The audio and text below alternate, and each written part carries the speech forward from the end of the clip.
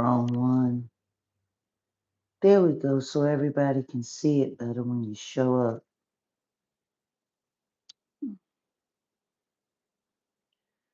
I'm just going to give everybody a chance to get in here.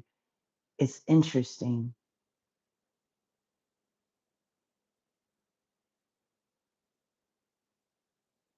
I want everybody to take a real good look before I get to talking.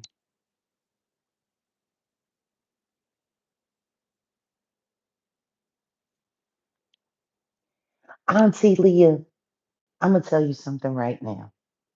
When Cruelty Free gets its first big endowment and we can, do things for the people that help promote the brand, we got to send you on a vacation, even if it's just 4 days somewhere, because the way you mod, like seriously, the way you mod, it's insane. And I want to thank you for just being a woman of great conviction and a woman of real integrity. Yesterday, when I woke up and went live, um, nobody really knew what was going on. Everything was all a mess. 12 and a half hours later, we got to the bottom of things.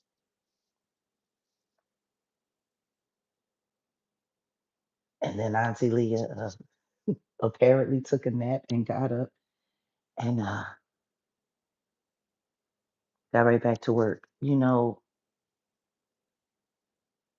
really think they know what loyalty is. They really don't. They don't really have much of an idea of what loyalty is. Loyalty is when you know someone's character, and no matter what anyone is trying to convince you of, you don't break from it because you know. Now, I wasn't present in that live that my Odell did a few hours ago. In moments like this, hypervigilance, we work in shifts. While he's getting rest, I'm busy working. And while he's busy working, I'm getting rest.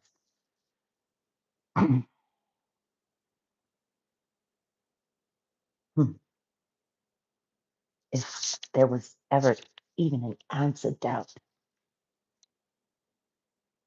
that me and that man are on the same team, there should be none today.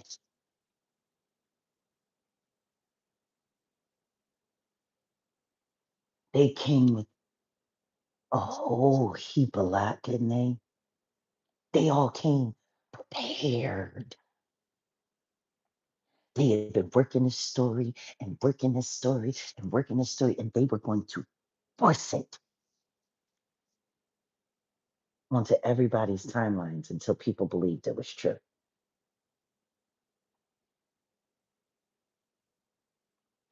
I said it yesterday, I'll say it again today. How is it that people feel comfortable listening to liars, but won't even believe the people that actually deal with each other and know each other? And this is beyond dealing with and knowing. Odell and I are in a real relationship. Why does everybody think they know our relationship better than we do? And when I say everybody, I'm not talking about the content creators that are lying, because they're lying. And after yesterday, everyone should know it. Matter of fact, all of the views on channels like Too Weak, pretending to be too strong, and what they are two pinheads. You got Andre Turner. I couldn't tell the truth to save my life, Turner, who apparently tracked down Odell's phone number from when we were in communication with him when me and Odell first got together. Like he was that desperate to try to get a soundbite out of Odell so that he could hold the fastenings on his lies together. Like it's, can you imagine what kind of idiot, what kind of desperate fool? But guess what though? And maybe a lot of y'all didn't see it or notice it. But as soon as the last live video that Odell did at that appearance that he went to, the next video that popped on right after that was AT2. Jaguar Wright is not a cult, such and such and such. That's funny. I was a cult 2 weeks ago. I was a cult a week ago, and now I'm not a cult. But see, how it works in the algorithm is whatever your channel is doing, anything that is following it or attaching its name to it, it in the algorithm pops up right after it. So what does that tell us about Andre Turner and his 50,000 subscriber platform? It's really not that solid. It's really not that real because his videos shouldn't be recommended videos in Odell's algorithm at all. Like it's not like Odell is focusing titles about AT2 every day. That would be how to link your way to someone else's algorithm so that they can carry you along. But no, AT2's videos are now being recommended behind Odell's and behind Maggie's. And why is that? Because they created all of this beef and they created all of this content and access for people to get involved in all of this mess.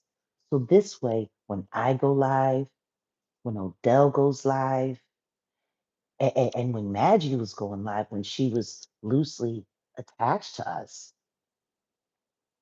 as a moderator and supporter, now their videos get recommended too, because see, their videos just aren't getting recommended like that anymore. None of them. They're not popping up in the algorithm like they used to. I go and I look on blind algorithm all the time. I check blind algorithm from my algorithm to see exactly what's being pushed. And do you know what? They're not there anymore. None of them. The robot, AT2, King Pain doesn't even exist in the global algorithm anymore at all. So the simple fact that someone told Andre Turner that he needs to keep doing negative engagement with Set in the West to make sure that his videos keep getting recommended is kind of sad because someone with a 50,000 subscriber platform shouldn't be clout chasing someone that has less than 10. Period. See, and that's the problem with a lot of you people who watch this construct. Why is it that nobody feels as though it's important to research how things that you're involved in actually work? Like it's scary. It's scary. You have this big computer construct that has all of these people gracing it every day, and you don't want to know how it works. You just want to turn on and watch and be lied to and laugh. See, it's that mental weakness that makes all of this work. See, this is the thing. Everything that they do and everything that they're doing doesn't work unless you buy into it. It doesn't work. Too Strong did a video about me, 17,000 views. They ain't getting those kind of views, but they got it when they started lying about me. And apparently, somebody told them that lying about me is the way to go. I didn't know these people. No, they saw that the smaller content creators weren't working anymore. And then they tried to get the larger content creators that they drug into this to promote the weirdos like the Joshua's and the Andres. You know, it's really weird that nobody can see what's going on. Now, yesterday I stayed online with y'all all day, and just in case, I'm safe. I'm good. I don't have to worry about me, and Odell doesn't have to worry about me, and that's the most important thing. I like that. I want y'all to take a look at this.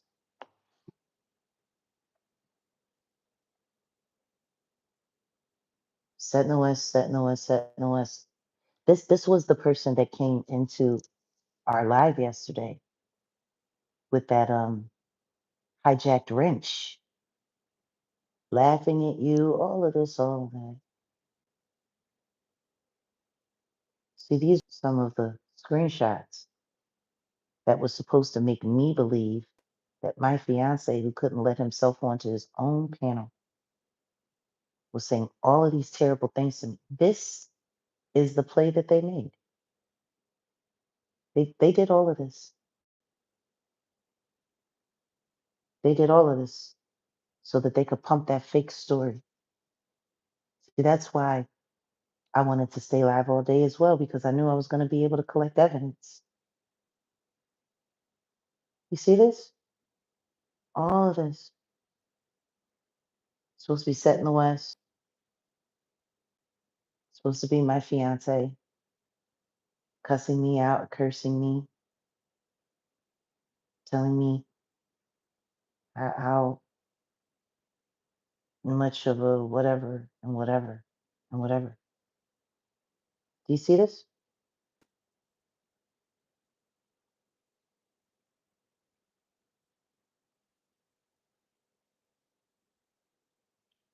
You see?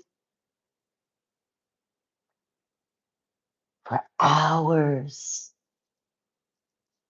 For they stayed in my private chat, hitting that link, trying to convince me my man is leaving me, which means somebody that knew us or somebody that knows about us knew that we weren't together at the same time. Y'all understand what I'm showing y'all? Somebody knew that we weren't together at the same time. And while we were separated, they started working on creating this separation so that I would turn on my man and create all holy war and stress on him before he has to go to court and take care of a lot of important things. This is what all of these content creators got together and worked yesterday. You saw the way they kept pushing back their lives because they were waiting for me to end so they could figure out what story they were going to cook up for their lives after they put in all this effort. It must suck for them. See, I know my man.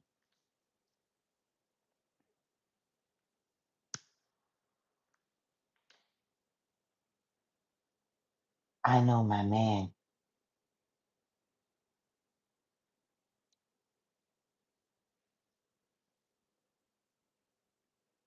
Do you know who does stuff like this? The CIA. The CIA employs tactics like this. You believe AT2 has something to do with it because he has been announcing that Odell is preparing to leave you. I know, for over a week. I know he was a part of the planning of it. So the question is when are you all going to unsubscribe? Like at this point, when are you all going to unsubscribe?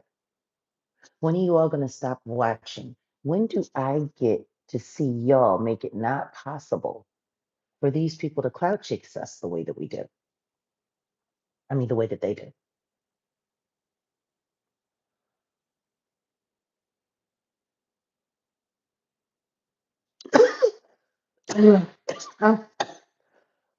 Oh, good. Hmm.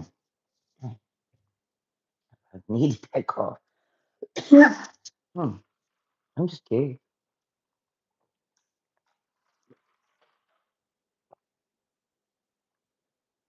You see this?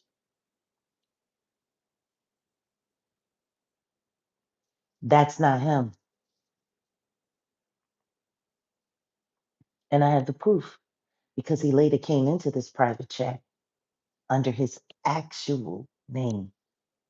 So tell me something. How were both names authenticated by YouTube? How? How is it possible for my fiance's real channel and wrench be duplicated by a fake him with a wrench authenticated by YouTube and StreamYard?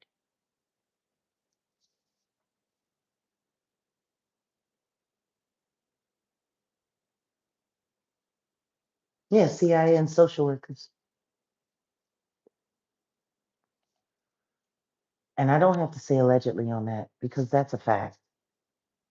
These are CIA tactics. These are the kind of tactics that the Central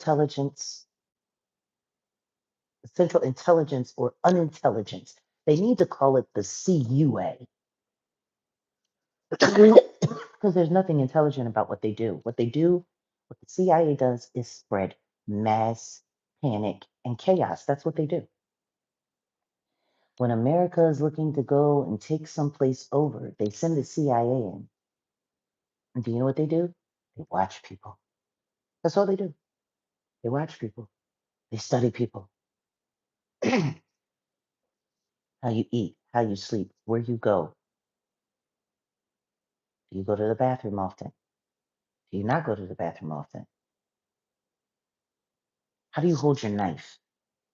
Do you play in your hair? Do you have compulsions? Do you have this? Do you have that? And what they do in the CIA is after they finish studying everything that you do, and they have at least 25 to 30 key markers of behavioral characteristics, then they go and they research the psychology behind people who have certain characteristics. And then that's where they attack their shadow gaslighting plan. That's what they do. They make people crazy so they can act crazy so that people have a reason to come in and remove people from power so that they can put in who they want to put in. They did it to Martha Mitchell, Mr. Mitchell's wife, who was U.S. Attorney for Richard Nixon. They did all of this to Martha Mitchell. She knew something was rotten in Denmark.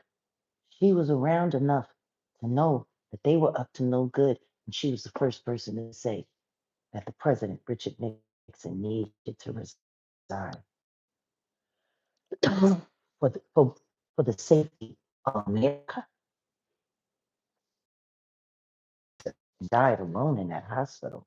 I do not believe that happened to her unintentionally or by some random selection of disobedient cells. No, I think that whatever they have been pumping into her, they've been pumping into her for years and it metastasized and turned her body cancerous. That's what I believe.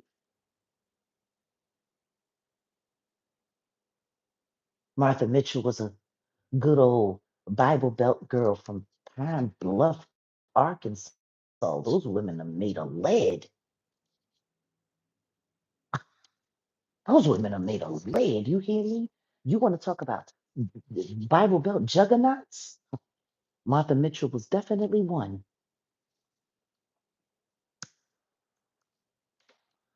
She understood politics, but her biggest problem was she cared about people. See, if Martha had have been as fame hungry, because that was the thing about Martha. Martha didn't try to be famous. Martha just was famous. People couldn't wait for Martha to get on her phone and spill her tea. Jaguar Wright was Martha Mitchell. Martha Mitchell would spill her tea. She'd be on that phone talking her yap and getting everybody together in Washington. Sure was. Martha Mitchell was my kind of girl. And the way the shadow government that was trying to cover up to the real government, American president, to have to be disgraced publicly, as he should have, for his very disgraceful deeds. It was a woman that called him out first, Martha Mitchell. They turned her children. Her son was loyal. He was from her first marriage. He and his wife, they stayed loyal, but they stayed quiet because they couldn't stand the deep state attacks on their life because he stood by his mother as best as he could. Martha drank, Martha took her pills. Alcohol is legally sold by the United States government, which her husband kept in the house for their get togethers over there at their Watergate uh, apartment. Julia Roberts did an amazing job in Gaslit. That's kind of wild because it's kind of wild because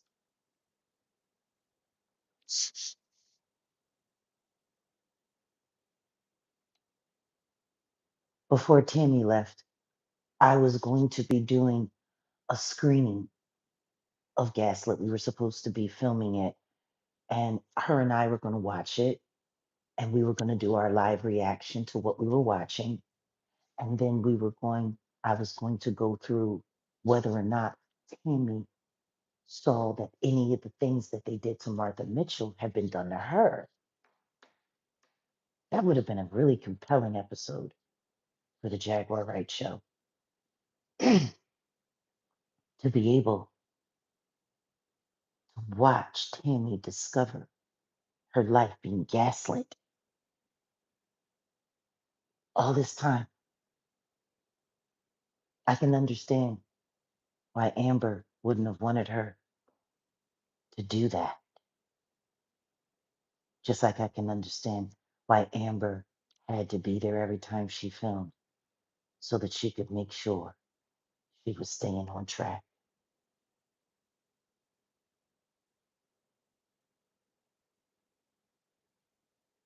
You know?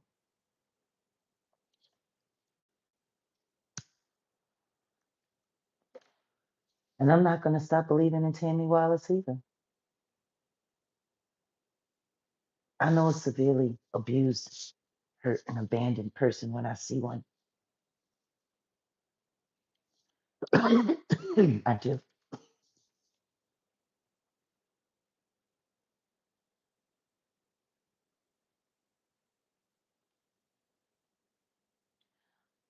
I'm sorry. I don't know who this is. Michelle. Who is this Michelle person?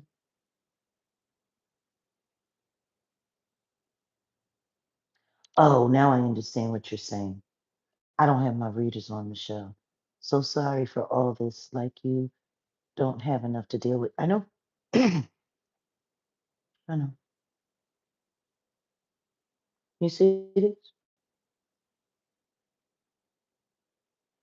Do you see what she put? This black old child support or back old child support? Do you see this?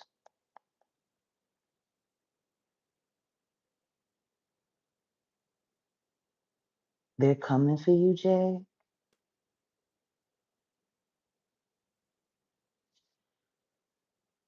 Tammy's gonna get her justice when Tammy gets strong enough for herself. I tell everybody this is not an easy life, but if you had lies, if you had things to hide, even the smallest thing can create the largest unraveling.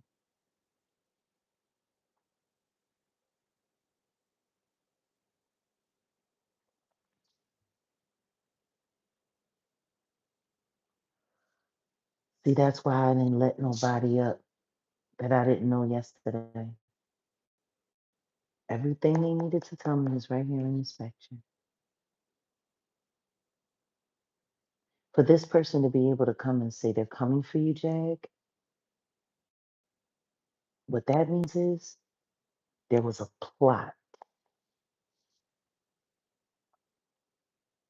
If everything they were saying is true, why would there be saying they're coming for you, Jag? Want the 45 million?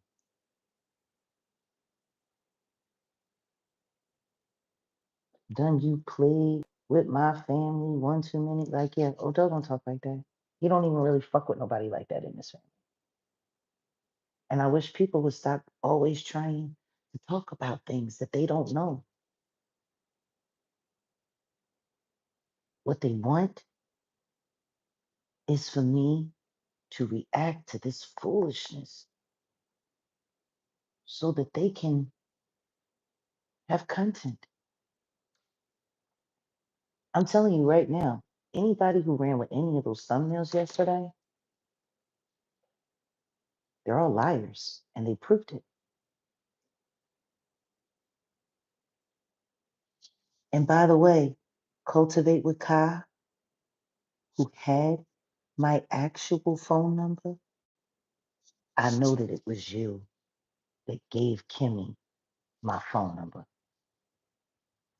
While you impersonated Joker, while you impersonated Natanya Rubin, that was you, Kai. You really don't have a future. You don't. I hope you know that. Like, I hope you know your future is over, kid. You're done. Like, you're so done. Cultivate with Kai, which, by the way, that was my idea. Your first name is stupid. It was just as stupid as what you did was yesterday. But for you to give this insane person my number. Now, see, part of the reason why I screenshotted this is because I wanted y'all to see the evidence. This idiot called me like 20 times yesterday for content. That's harassment. No, KAH. Cultivate with Ka. His name has done better since he changed it. Glad he took my advice.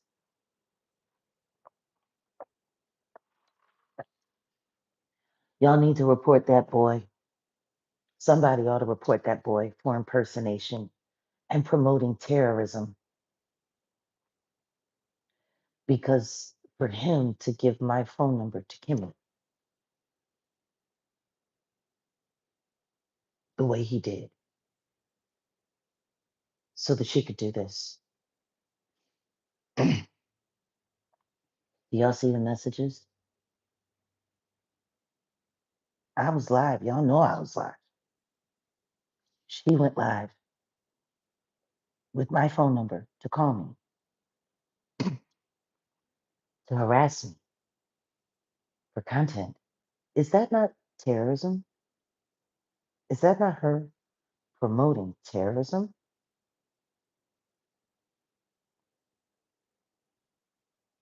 I never gave her my number. Cultivate Waka is one of my former mods who was a child stalker turned fake supporter turned class A troll. He's 20 years old and he runs all over social media from Instagram to TikTok to YouTube. I don't think he goes outside often except to smoke weed. Like he literally is the embodiment of how we have failed our youth. Cultivate with Ka is probably the greatest example that we have of why America's future needs to be properly defended and protected.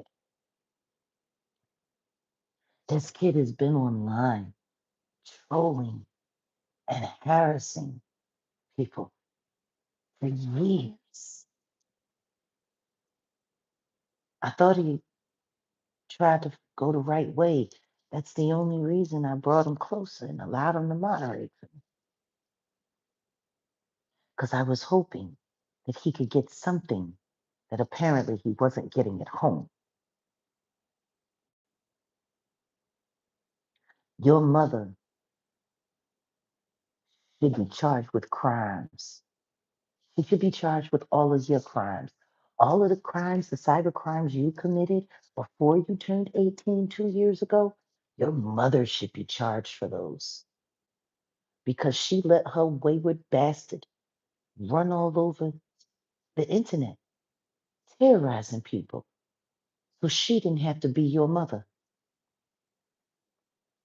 See, that's what's clear. That's why when I asked you to speak with your mother, because I wanted to talk to her, to let her know that I was going to look out for you and you weren't going to be involved in any craziness around me. But every time I told you I needed you to put me on the phone with your mom, you wouldn't do that. You would always come up with some excuse. She was at the store. She was at the this. She was at the that. And I understood why. Because she didn't know what she was doing. And I would have straight told her, I'm sorry. Anybody that comes in here talking about my fiance is hidden from this channel and reported for terrorism. You don't know anything about Odell. You don't know Odell. You don't know Odell.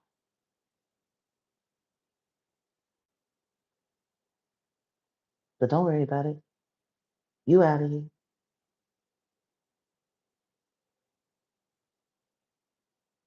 I might not been around that much in the past 5, 6 days, but trust me, my trigger finger is quick. You will not disrespect my fiance in front of me. It just won't happen. No one. No one will. Yeah, I was finally able to change my location. I'm at a good safe house.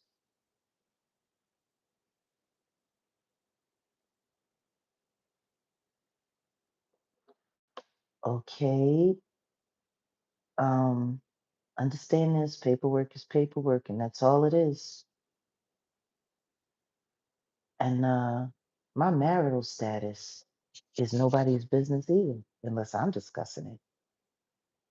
And Odell is my fiance. And that's just that. Like, you people are strange. Y'all would, none of y'all would walk up to me on the street and say any of these things. Nothing.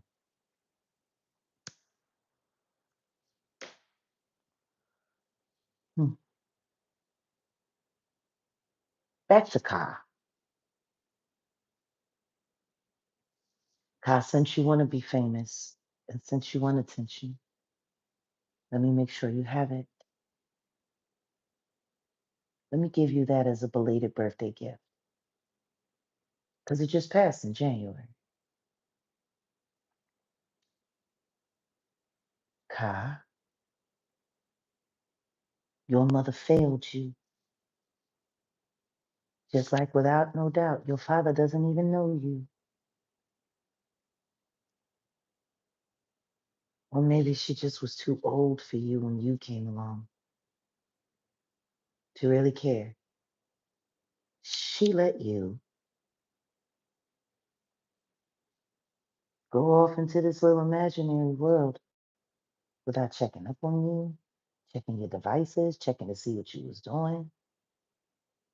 She just wanted you busy so she didn't have to deal with you. That's what tired, unsupported mothers do. They neglect their kids.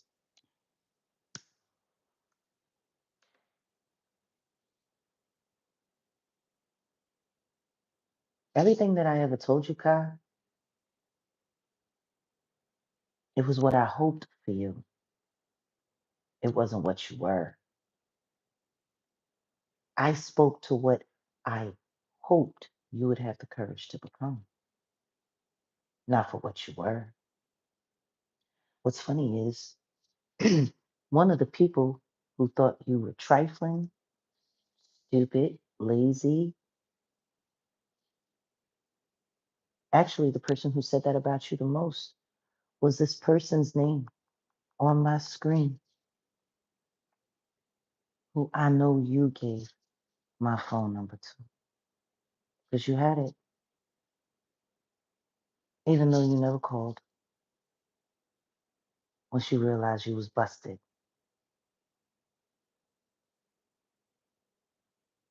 See, the only way this can say new contact information, Kimmy Love, add, the only way that could say that is if this number was not in my phone. Everybody with an iPhone knows anytime someone new calls you, it asks you if you want to make it new contact.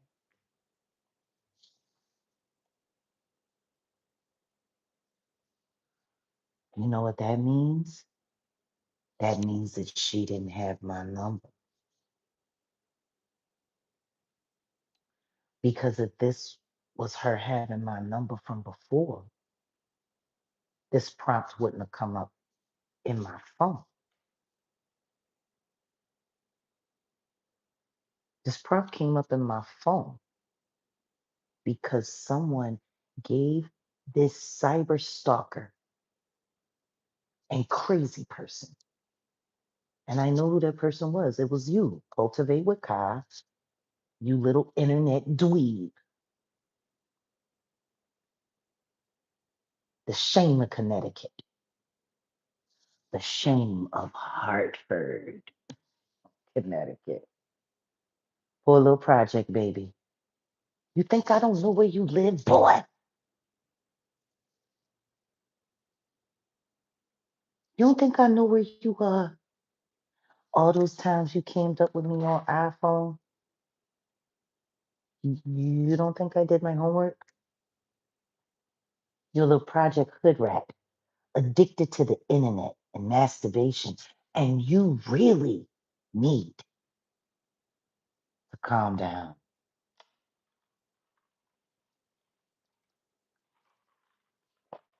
If your mama won't tell you, you need to calm down. I will. You need to calm down. Running around with all these old black women, it's starting to look a little weird.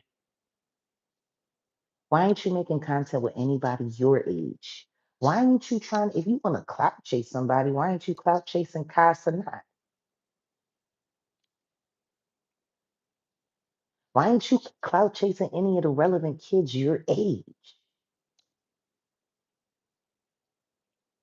Why are you running behind a bunch of weird old biddies? Now that's funny.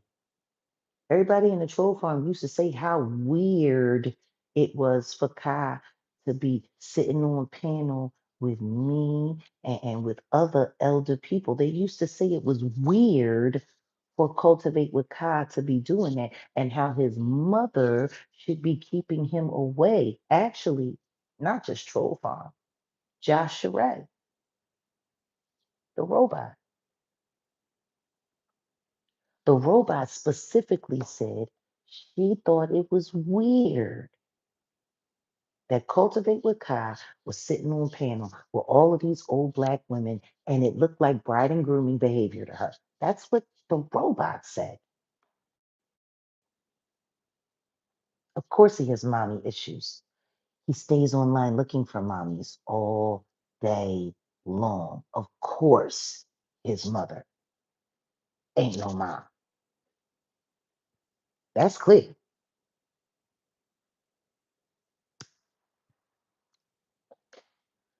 But what's wild is that's what Joshua Ray said. That's what the robot said.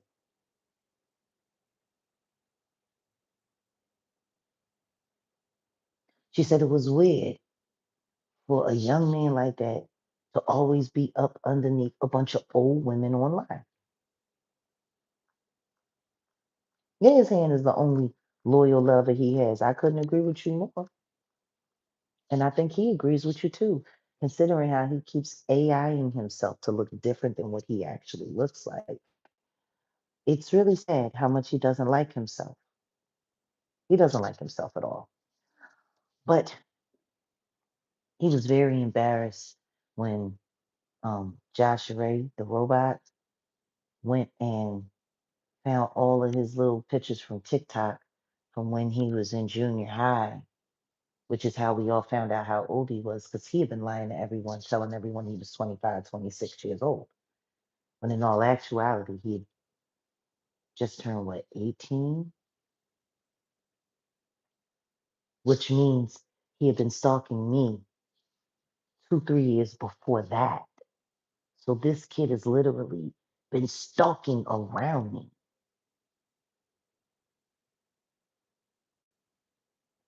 since he was 15 years old.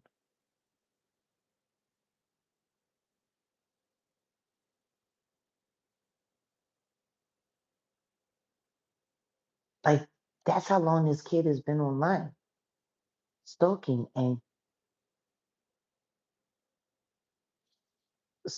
like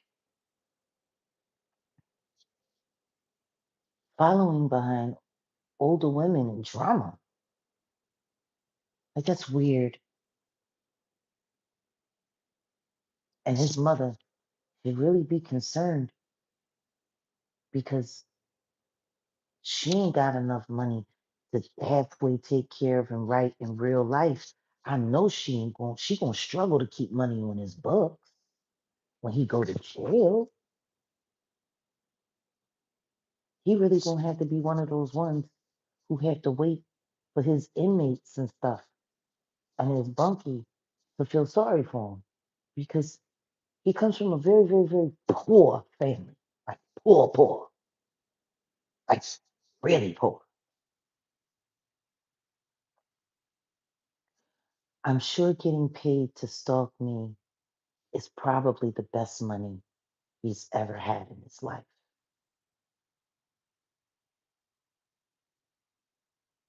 I'm sure that's why he's fighting so hard to stay relevant in all of this. Because without me, there's no more cash apps for information.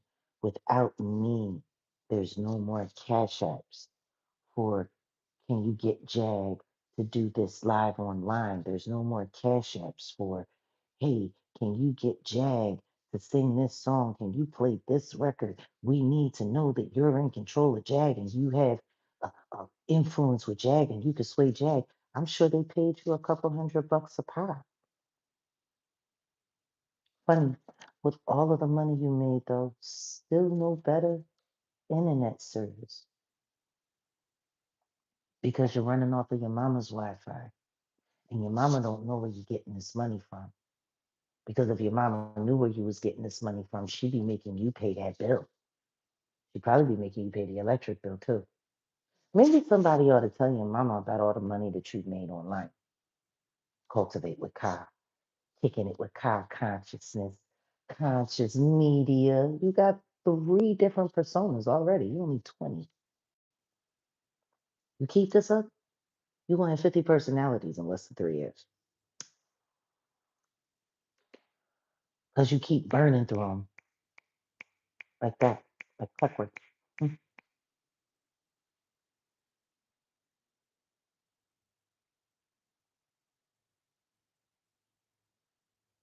Giving this hoe my number was a mistake.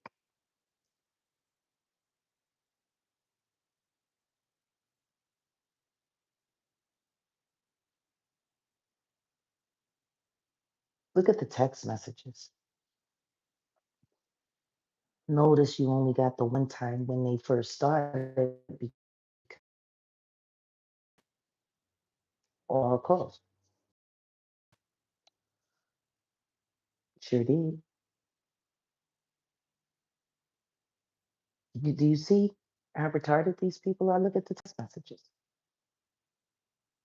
You don't want to talk, sis. I'm not your sis.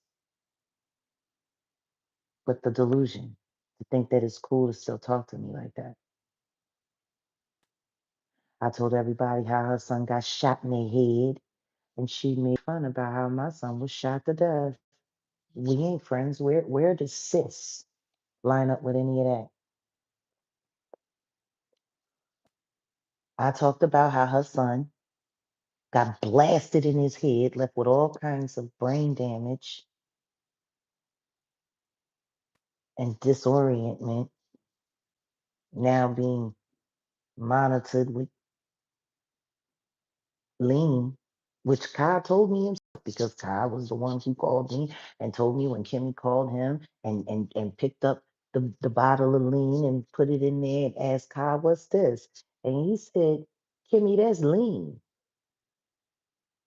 And she said, oh, damn, this what Eric still be doing?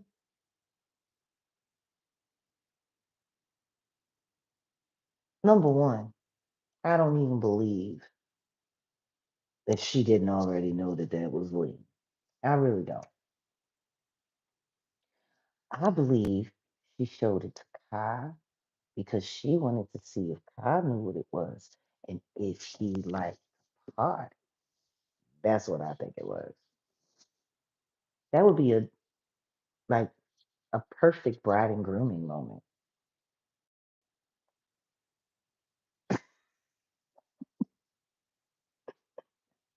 He ain't going live from prison. That's for damn sure.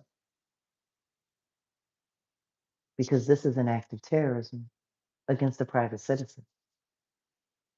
I might be a public figure, but I'm still a private citizen. I did not ask you to, nor wanted you to give my phone number to that maniac. But you did it for content, content.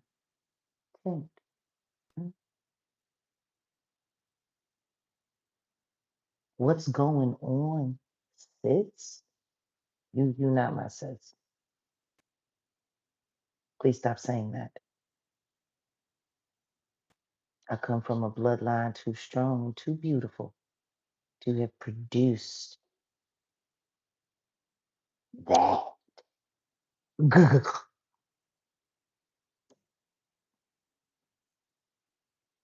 Nothing on either side of my blood, the same side or the crazy side, would have ever produced that.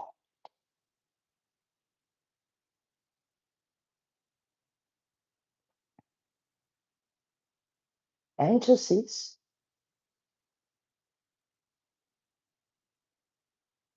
I'm a woman who prays daily for your return to jail and your long stay in penitentiary where you belong. Period. That's all.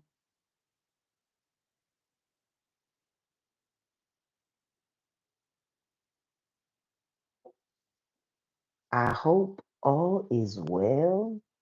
Oh, I guess this was supposed to be her simple attempt at trying to show me, I don't know, some kind of empathy while I'm going through my fake breakup that they invented. Do you see how the gaslighting continues? Because that's exactly what the sister said when she called my fiance, acting like she cared about what had happened to his son. I hope all is well, bro. Like she couldn't even sell love and empathy. Hearing her say bro, it sounded so strange coming out of her mouth. Sounded like she was talking to a stranger. You know what? She is. She don't know that man at all, brother or not.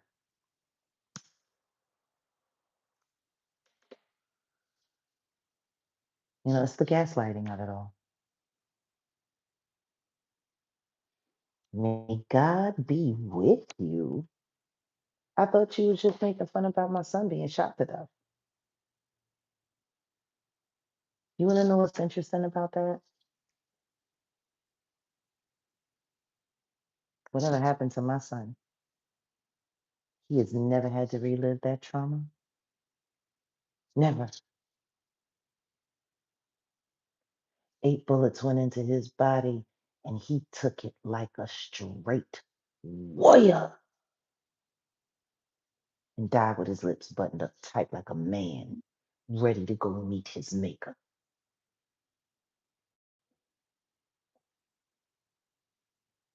I watched the, the last moments of my son's life on camera. I saw it all.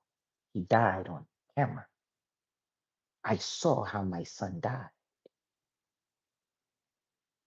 And the only thing I had a problem with is that he wasn't paying attention. Because if he had been paying attention, he would still surely be alive. But he wasn't paying attention.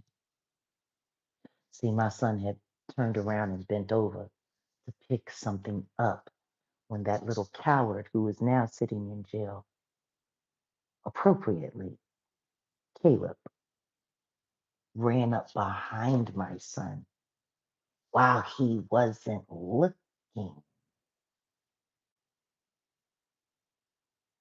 See, he caught my son on a humble. He caught my son lacking. My son wasn't aware. He wasn't paying attention. Everyone ran away. He still had his gun in his hand,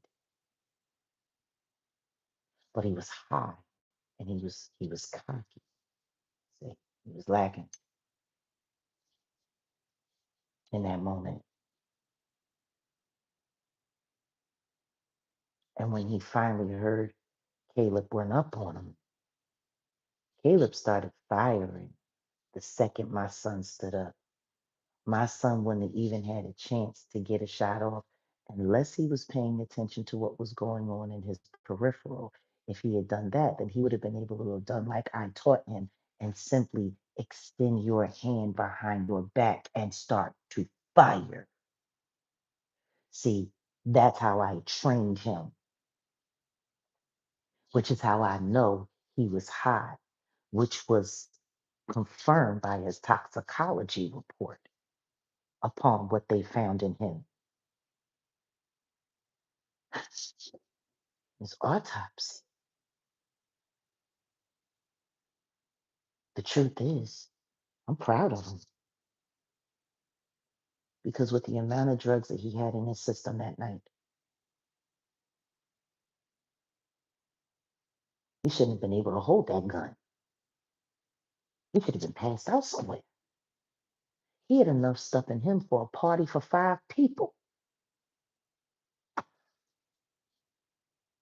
The simple fact that he was still on his feet, walking around, moving around, like functioning. He shouldn't have even been able to do that with the amount of drugs that was in his system. Shouldn't have been able to happen. That's how strong he was. He had my strength, my father's strength.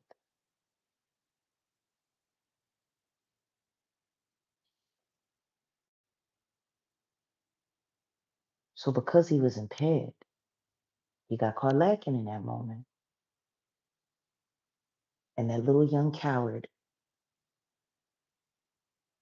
put 8 holes in my son's body all through his torso. And guess what? My son was on his feet for every last one of them. And while my son was taking all of those hits, his finger was on his trigger and he was discharging shots at the same time. Like even in his pharmaceutical stupor, he was still ready to go to war, just like his mother taught him, just like his uncles taught him. He was ready to defend his life. He was just lacking. I don't know where people like that weirdo Nicole Johnson Carson or Nicole Carson, whatever she is, that very unfortunate woman who likes sharing lovers with her daughters while they're underage. I really don't understand how she could say that my son's body was left rotting somewhere. Not true. They literally put my son's body in the wrong morgue just to drive me crazy. I had to look for him for 3 weeks. He was supposed to have been at Golden Gate in Dallas, not in Fort Worth, and they have multiple locations in Fort Worth. They literally made me like they had to knock off money off my bill for collecting my son's remains because I should have sued them. They lost my son. And they didn't lose his corpse, they lost his ashes. See, this is how I know Sean Carter really didn't give y'all all of the right details because he would be the only person who would know what happened to my son specifically to be able to distort those details. You would have had to have been there. You talk too much, pretty boy Floyd. You really do. You should stick to lawyers. You're no match for me.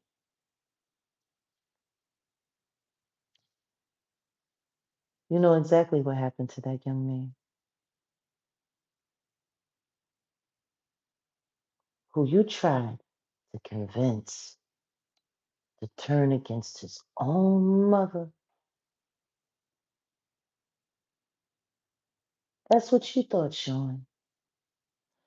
You thought my son was like Angie Stone's son.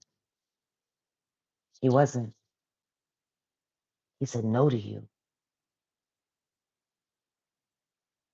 He was one of the men that knew better and knew to say no to you because of what you done to his mama.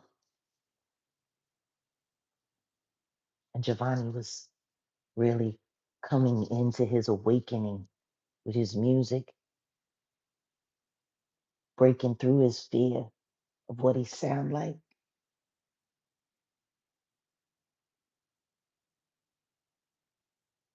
I tried so hard to teach him how to trust his voice.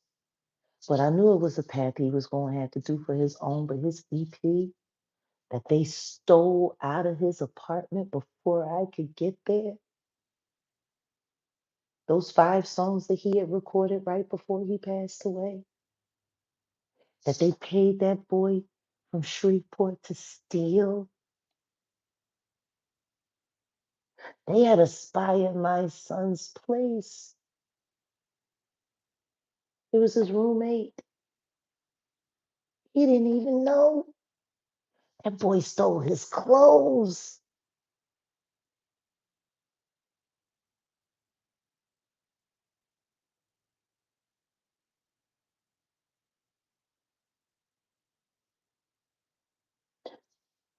He said no to Rock Nation.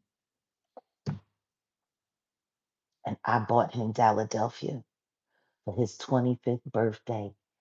And y'all sure made sure he didn't live to see it. Giovanni's birthday was September 5th.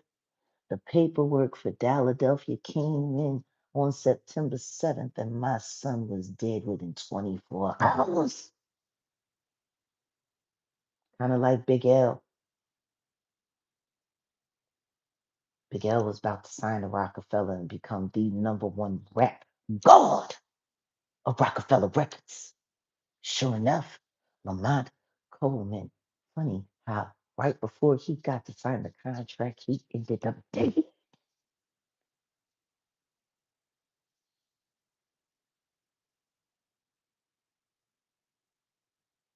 You're a weirdo, Sean. Stone cold fruit loop neck. You're a weirdo.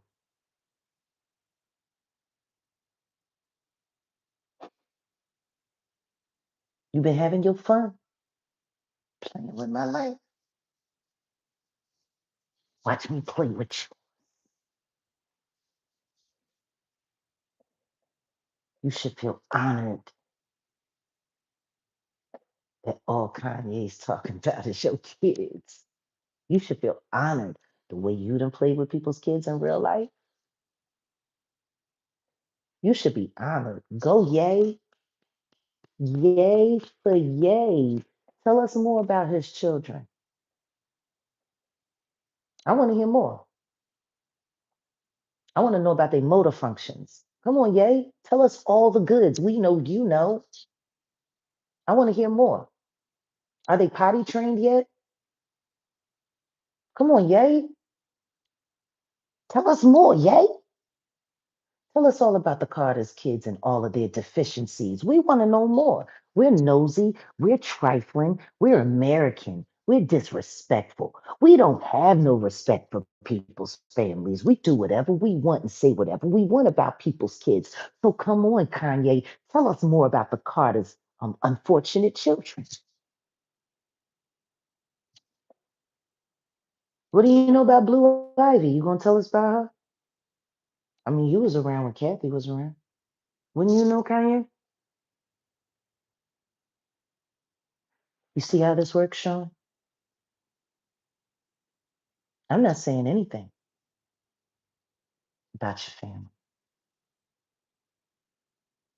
But I know that Kanye knows, and I know that he doesn't have a problem with telling us. So, I'm just waiting to see when he's going to get back on X and tell us about all the rumors about Blue Ivy, if they're true. I want to know what Kanye thinks about that. Don't you, Sean? Hmm? I want to know more. Kanye, tell us more. That should be a hashtag right now. Hashtag Kanye, tell us more. He ain't said shit. Hmm.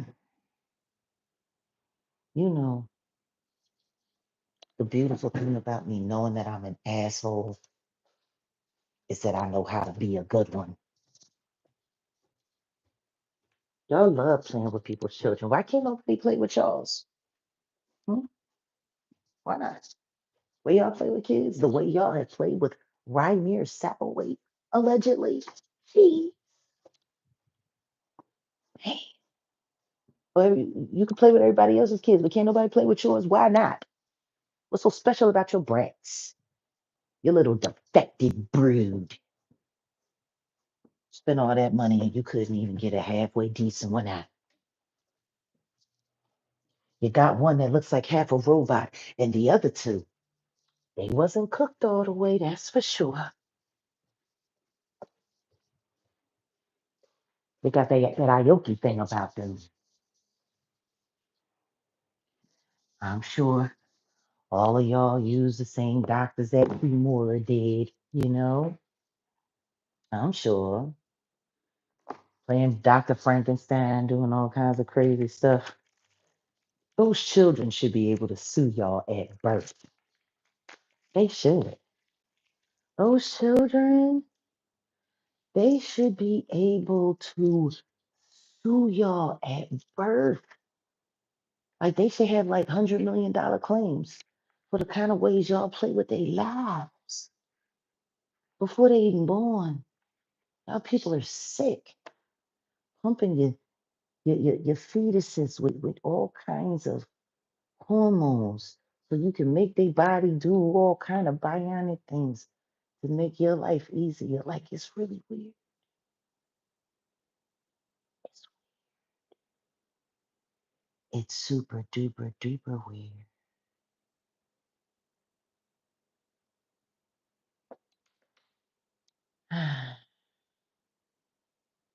Thank you, Auntie Leah.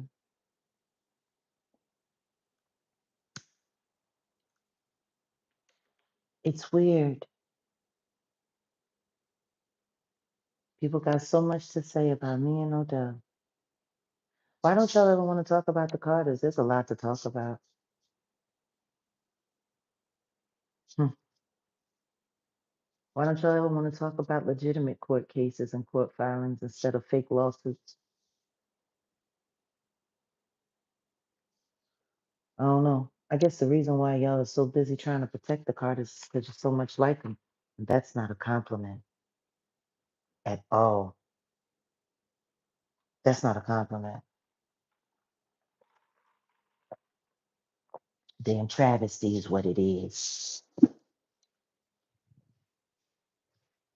Mm-mm-mm-mm. You know, people should choose better for themselves. Why do people always choose so cheap? You know, just cheap.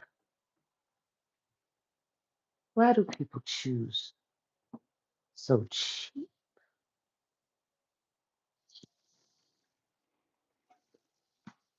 All it takes is a shiny this, a sparkly that,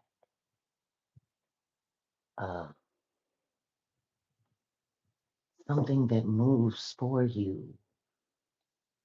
Just foolishness, really. A bunch of distractions.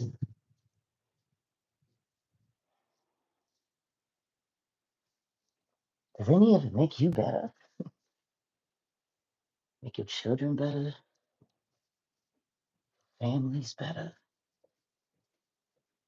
Or are y'all just running a rat race?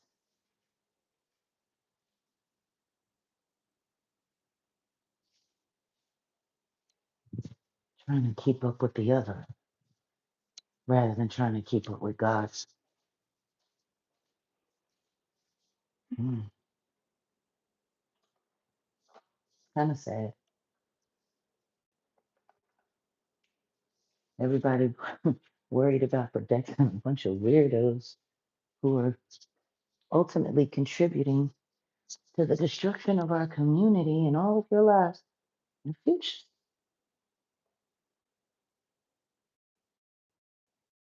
Meanwhile, everybody mad at me.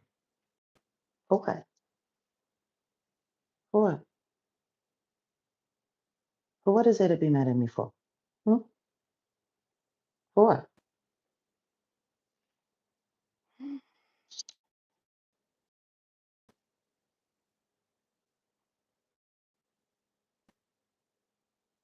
Yeah, real life Sodom and Gomorrah.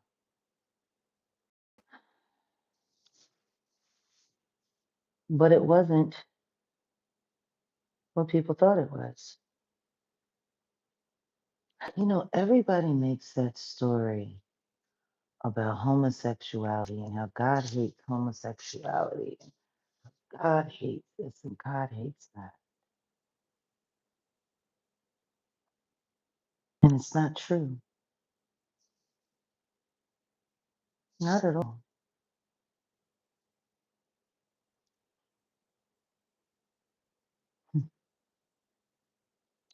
It's funny. The story is there for everyone to read in the Bible. You can read it plain and clear. And yet people only believe what other people tell them it means rather than just accepting what it says.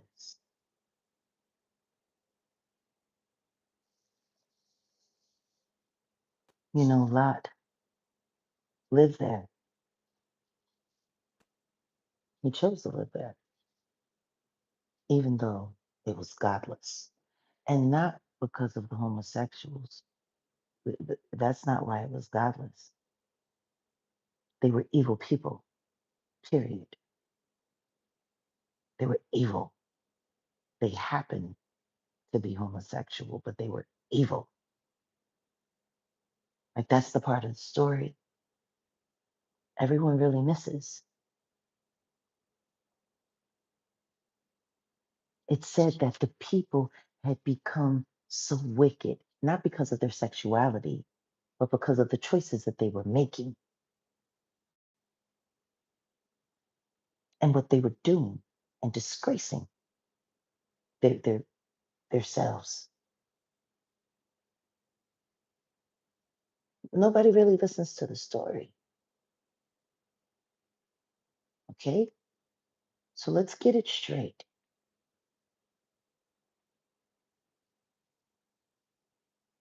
Two angels were sent. And let's be clear, it has been said on multiple occasions in the Bible that angels look just like people. If you were to see an angel, you wouldn't know it because they would look just like you or me, period.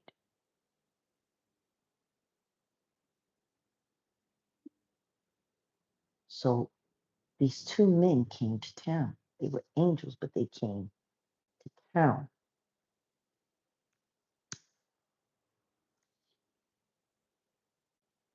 And they met up with Lot to bring Lot news from God. Okay? That's what happens. Two angels who look like men came to town. They met up with Lot. They told Lot, hey, we're going to stay here at the hotel in town. Lot was like, no, trust me, you don't want to stay around here. They wild. They is wild. Y'all just need to come to my house. We're going to make some bread. We're going to sit down. We're going to talk. We're going to have some wine. You know what I'm saying? I would feel better.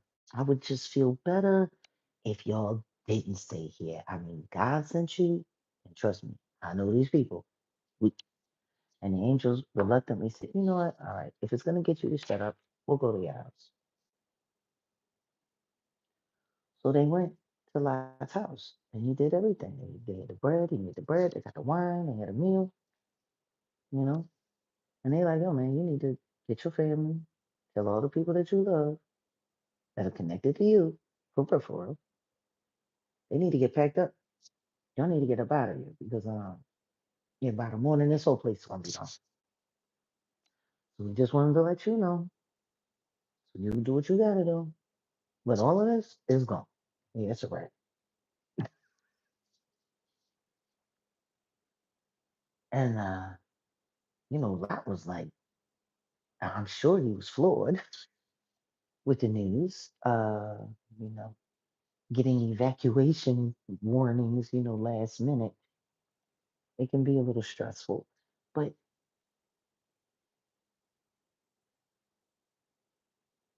it was crazy because while they were there having supper, talking about the fact that God had made the decision that this place is up out of here. The very reason why God was doing it began to happen at the front door. All of these, all of these men, like a whole gang of men, was banging at the front door.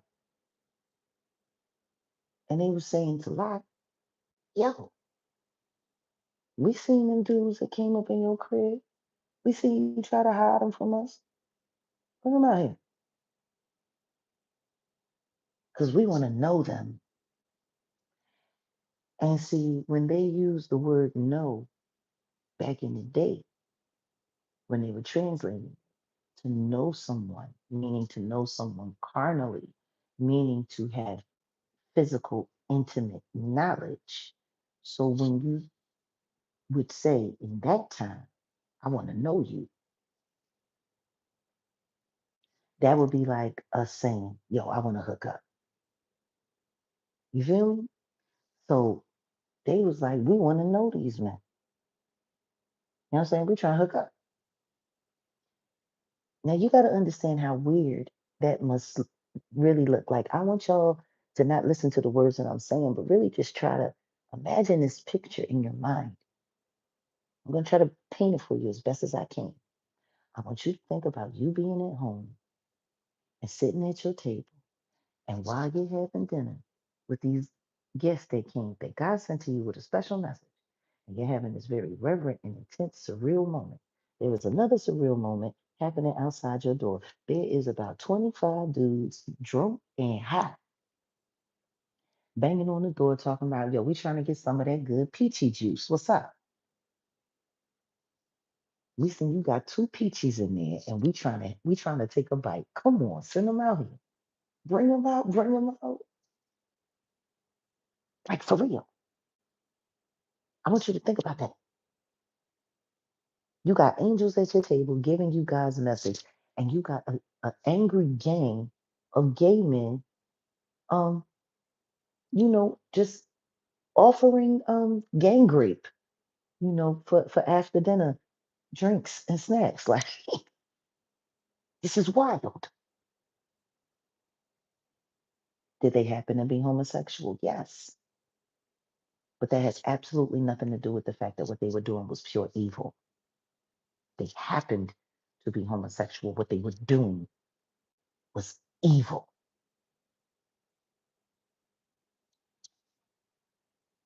Because I don't know gay men who run around in groups together talking about, yo, we trying to pound you out, G. I don't know gay men that do that. I don't know that. And I've known a lot of gay men, honorable, decent, kind, loving. They don't just throw out the great thing, as a way to get to know you. Like, no, those aren't gay men. Those are sodomites. That's why it's called sodomy, because of these people who became that evil that they literally had to name the act that they used for torture as a crime.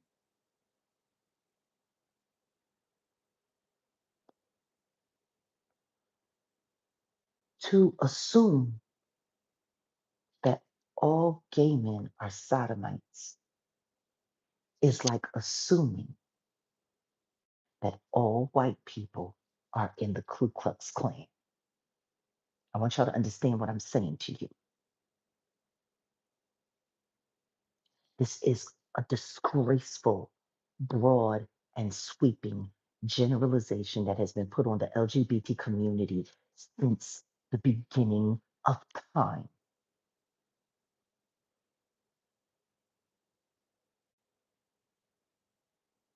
Preachers sit on that pulpit and talk about sodomites and talk about sodomites and talk about sodomites and think that everybody that's homosexual is like that. That is not true, nor is it anywhere near accurate. And they preach those lies to turn everyone else in society against a part of God's children.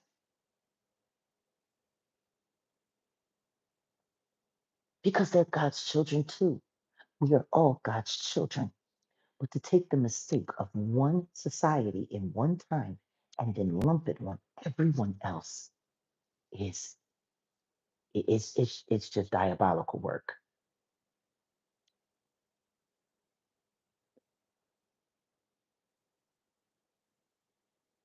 Diabolical work.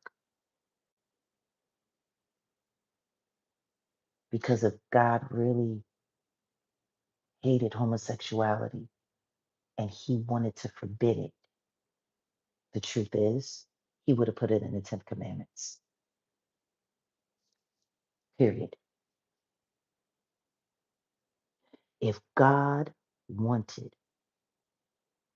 LGBTQIA plus people to be considered a sin, he would have put it in the commandments. What y'all trying to tell me? Are y'all trying to tell me God forgot what he hates, what he doesn't want? Is that what y'all telling me? That God, while he was creating his law that he wrote with his own finger into stone and gave to Moses to bring down off the mountain, turning him instantly white from the glory of his power, that whole thing happened. And he forgot to say, oh yeah, and don't be with people of the same sex.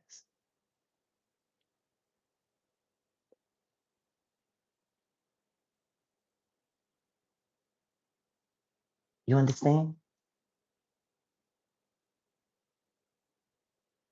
If God hated homosexuality, he would have put it in his commandments. See, what he put in his commandments are the things he absolutely despises. If he despised homosexuality, why isn't it in the commandments? Why isn't it in his law?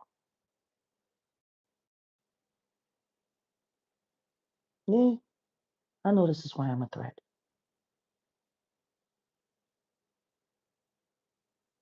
See, they put it in man's law, but God didn't put it in his. They got thousands of human laws that they've been creating for millennia now. God's word is God's word. See, you can't take me from that. You can't convince me any other way.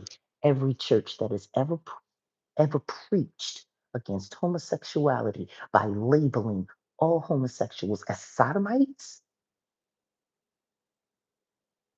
is blasphemy, because that's y'all trying to tell people what God said, but that ain't what God said. And until God does a revision and a retraction or an addition or an amendment to his law, you wrong. You're wrong.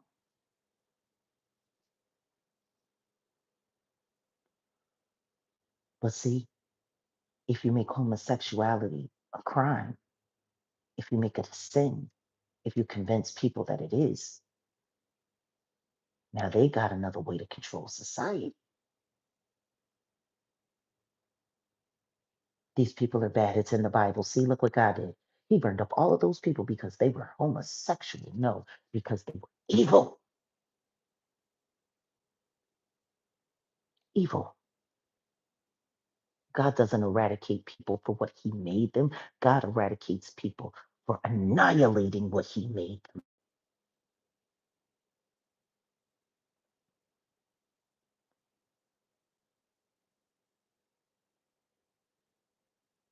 And yet, we trust all of these people who speak for God as if they're God and ignore everything that God tells us.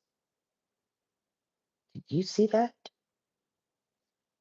Your churches were not designed to bring you closer to God. Your churches were designed to bring you closer to the system.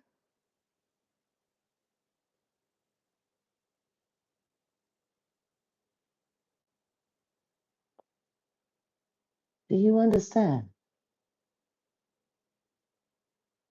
Y'all have been sitting there going to these so called religious houses while they play in your face and blaspheme God.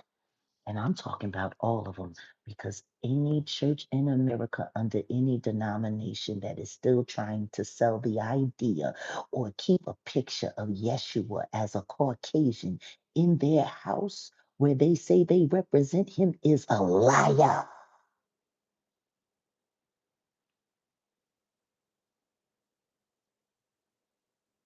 When I see a white Jesus hanging on the wall, I walk out.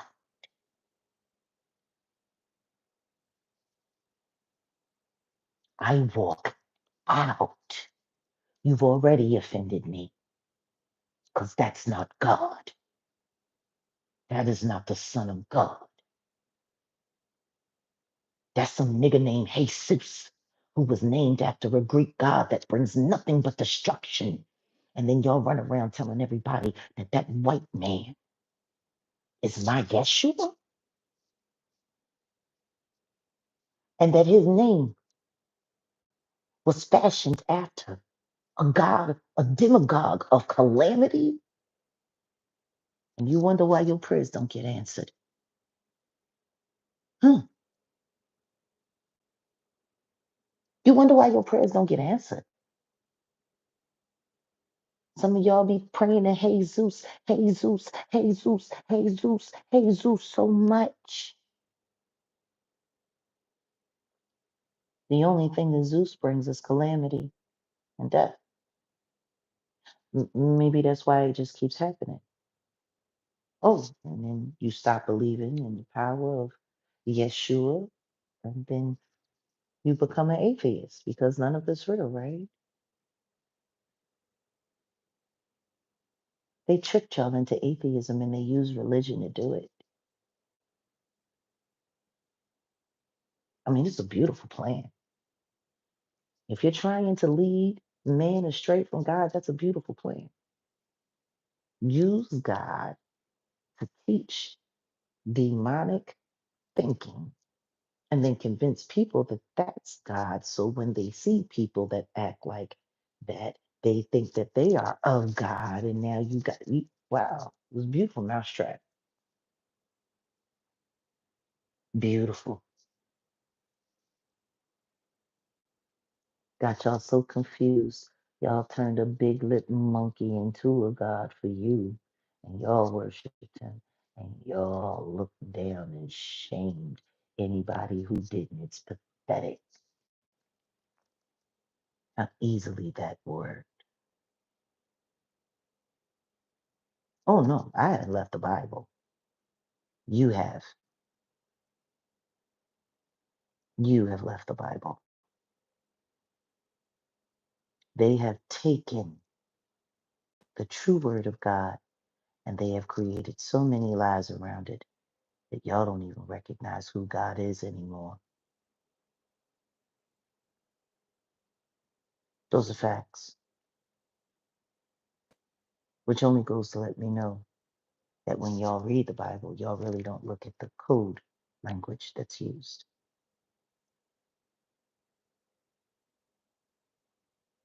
The mark of the beast. In Revelations, it was spoken that the number of the beast will be 666, marked on their head, which means the frontal lobe, which means the third eye, direct contact to your brain. That's what technology is.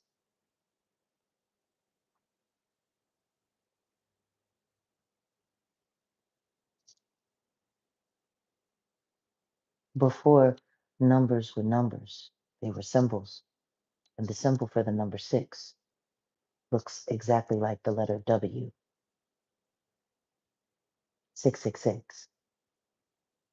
You know, when the internet first started, in order to get around the World Wide Web, you would have to put in www dot.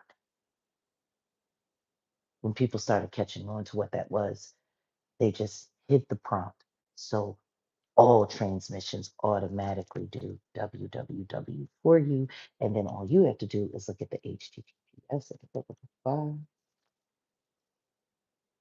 But 666 is there.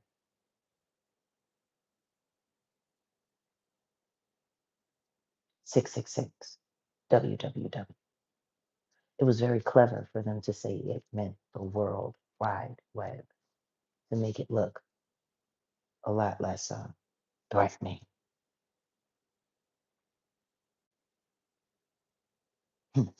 May God be with you.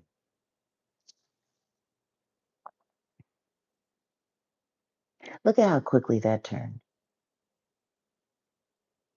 4 messages trying to get me to respond, trying to be nice, trying to seem like there was some real human something there. And then, because she was listening to me on my live, she then says, I'm already live, bitch. What happened to all of the niceness and diplomacy? Hmm? That turned sour real fast.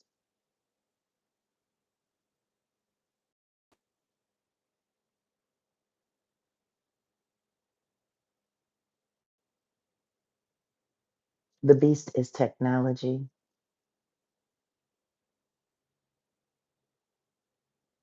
period. That's the beast. Technology. That's the mark of the beast. And whoever worships technology is marked by the beast.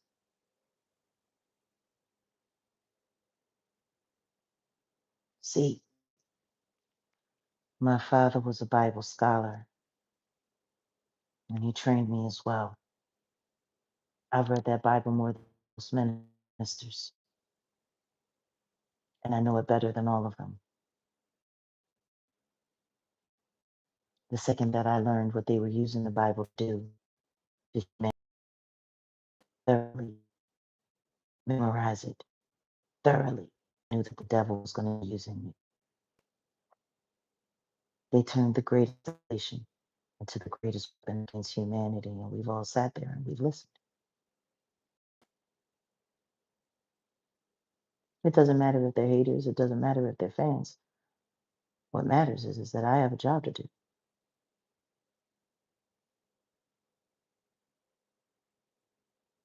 And to waste my time with all of this foolishness, harass me.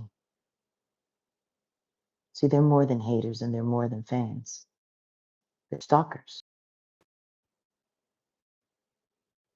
They did yet was disgusting. But they proved a very valid point for me.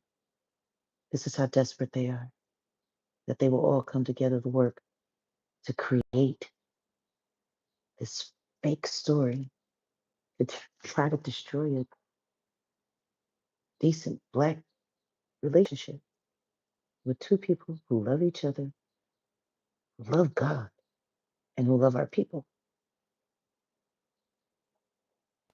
Yes, it's Black matter. Why are religious houses still lying about Yeshua's true identity?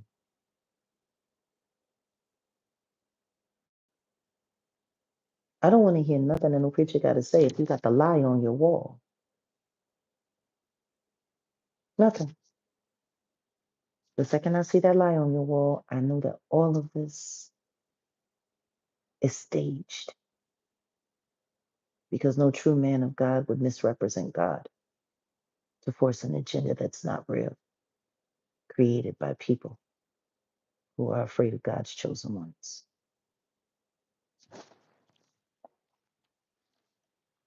From redlining to fake news, but all of these are CIA tactics that they use to destabilize governments so that they can easily overthrow them and come in and ravage their resources. That's what the CIA does. So tell me something. If that's what they're supposed to be doing to foreigners, why are these same tactics being used and employed here on YouTube?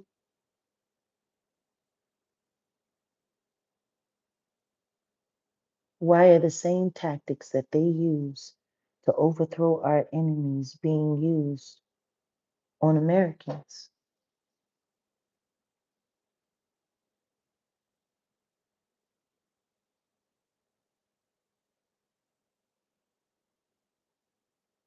General Flynn swore an oath to stand against all American enemies, foreign and domestic.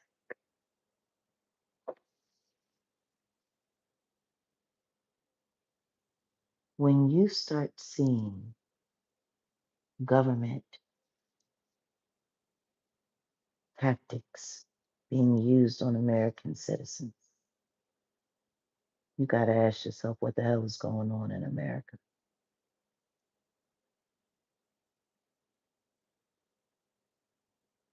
What the hell is going on in America that these kinds of things are allowed to just keep happening?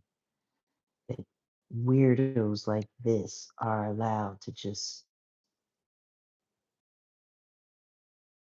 kinds of hysteria about nothing so that they can go live about lies that they created about nothing, about things that aren't true, and also that they can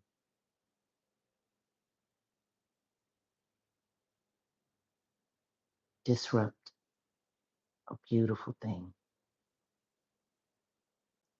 for our people.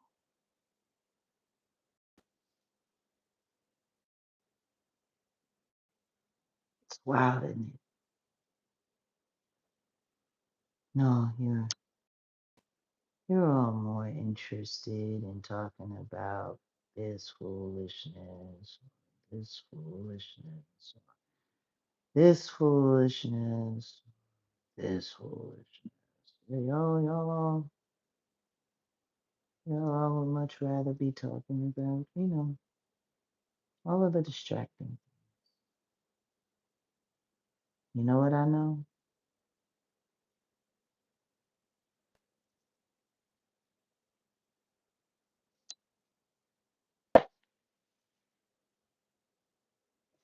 That's what his finger looks like. It don't look like that finger that I saw backstage in my stream yard. That finger right there. That was a good lunch. That was a really good lunch. Me with my weekender, my vegan weekender, because I don't eat pork.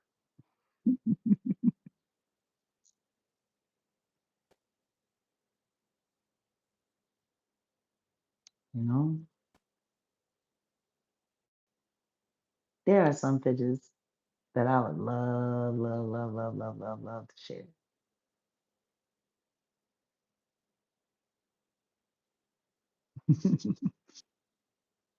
Perfect burger, perfect man, perfect Bloody Mary.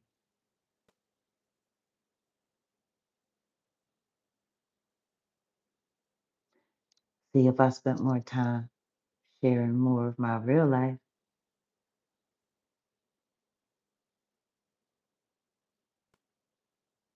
people would really know. But it's none of their business. No, what they know is they want to know about this.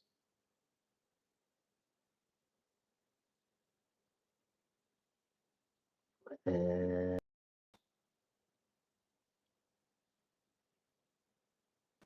they don't really want to know more about this stuff. I'm waiting for people to want to know about that. A lot of great moments in my life. But really, y'all just want to know about this. And y'all just want to know about this. What I really want.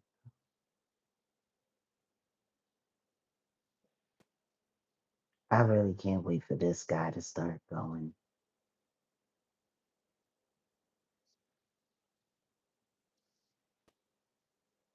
And I want to thank you all. I want to thank you all for all of the bad work y'all did this. I love it when my baby says that. Keep up the bad work. Oh, thank you, Sassy Chick. Love and prayers. I work very hard to be that.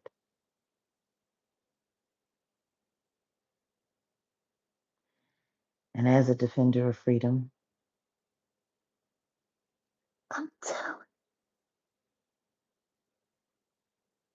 y'all keep going like y'all going. Y'all gonna make it so that this RICO that I'm going to be pushing for against YouTube is gonna look like a need to. 'Cause y'all just proved it yesterday. You're working together. You're working in collusion. The way you timed your broadcast, the way y'all hid behind that, the way y'all decided y'all were going to barrel down on my live and try to inflame and gaslight me in my own private chat as if you knew it would work because you knew me and Odell weren't in the same place. And then he hadn't said it, and neither had I. Yesterday was crazy. And guess what? I wasn't crazy. They were crazy. Thank you for teaching. They just told on themselves yesterday, whether they know it or not. And that entire 12 and a half hour live that I did. Oh, and by the way, shout out to Uncle Mike. Thank you for coming through. Thank you for, dropping an endowment on the channel and supporting us. But more importantly, I'm really looking forward to doing these music reviews with you and like spotting new talent with you. I think that's going to be awesome. And I hope you guys are going to stick around for that. I,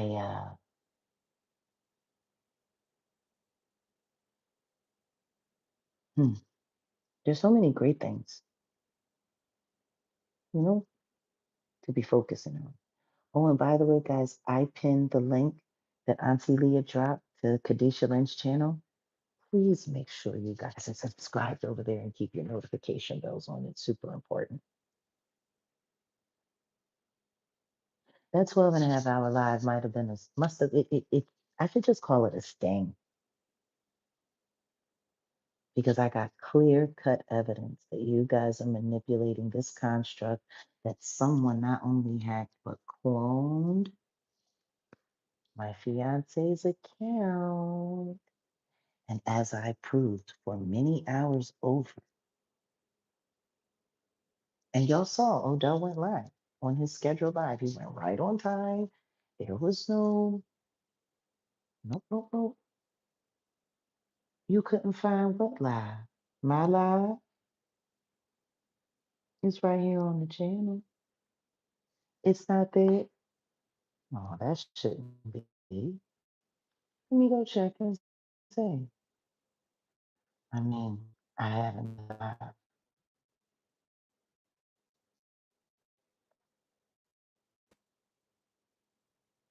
Hold on a second.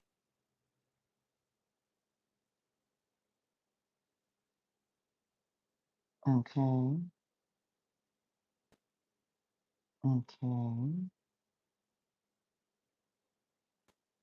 right. Let me go to my content because if so, then that means Mr. Bodie has been in the studio.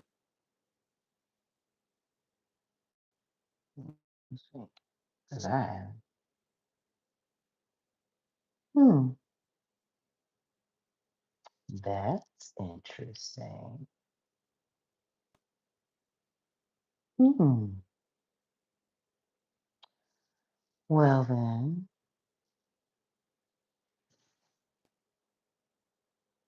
I guess it's just evidence now.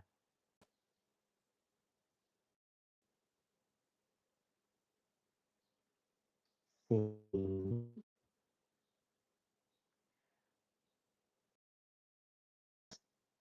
that, well, then that proves it.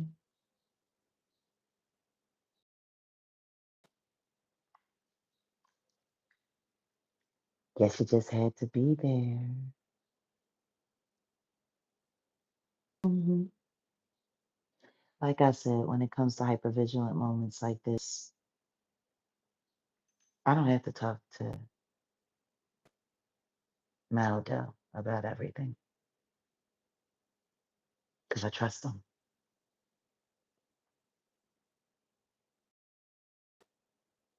I trust him.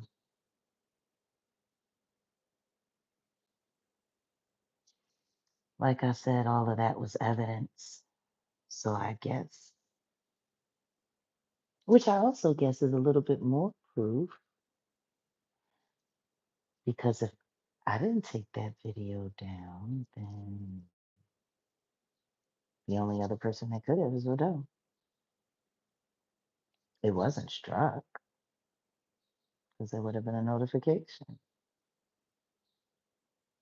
See, I guess that means it really, really, really wasn't him. In my live yesterday with a cloned account and branch. Because if he was able to take that live video down that I did yesterday, well, he should have been able to let himself up on that live. Yeah, Odell took it down. That's the only other person that could have did it. I didn't do it. I ain't even been in that studio.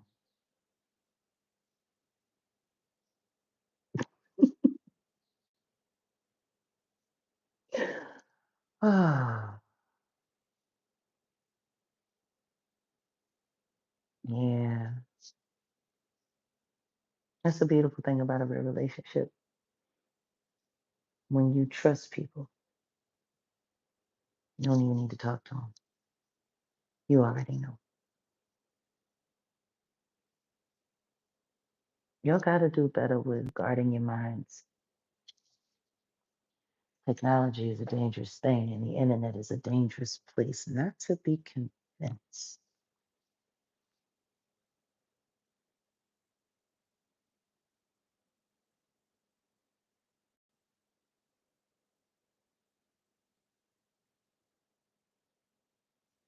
Well, I mean, let's just be clear. If people are getting reprimanded for going after Maggie, it's because she's being protected by YouTube. The question is why would YouTube be protecting her? And now there's a video saying that Sean Atwood is confronting me. I don't know why. I already told him when he came up in my chat, he needs to discuss it with Odell. But the thing is why would anybody be confronting me? I've done nothing wrong to anyone. I've harmed no one. Matter of fact, I have spared his platform great embarrassment. Great embarrassment. If I hadn't pulled the pin on all that fake Diddy business, he might have looked like a real bad actor. Matter of fact, he might have looked like a big orchestrator if I hadn't have done that for him. So I really don't understand why anyone would think they need to confront me about anything. Like, I don't, and I don't like ambush attacks where people ambush me with information when they can simply just go through the proper channels of getting in contact with me. And that would be Odell.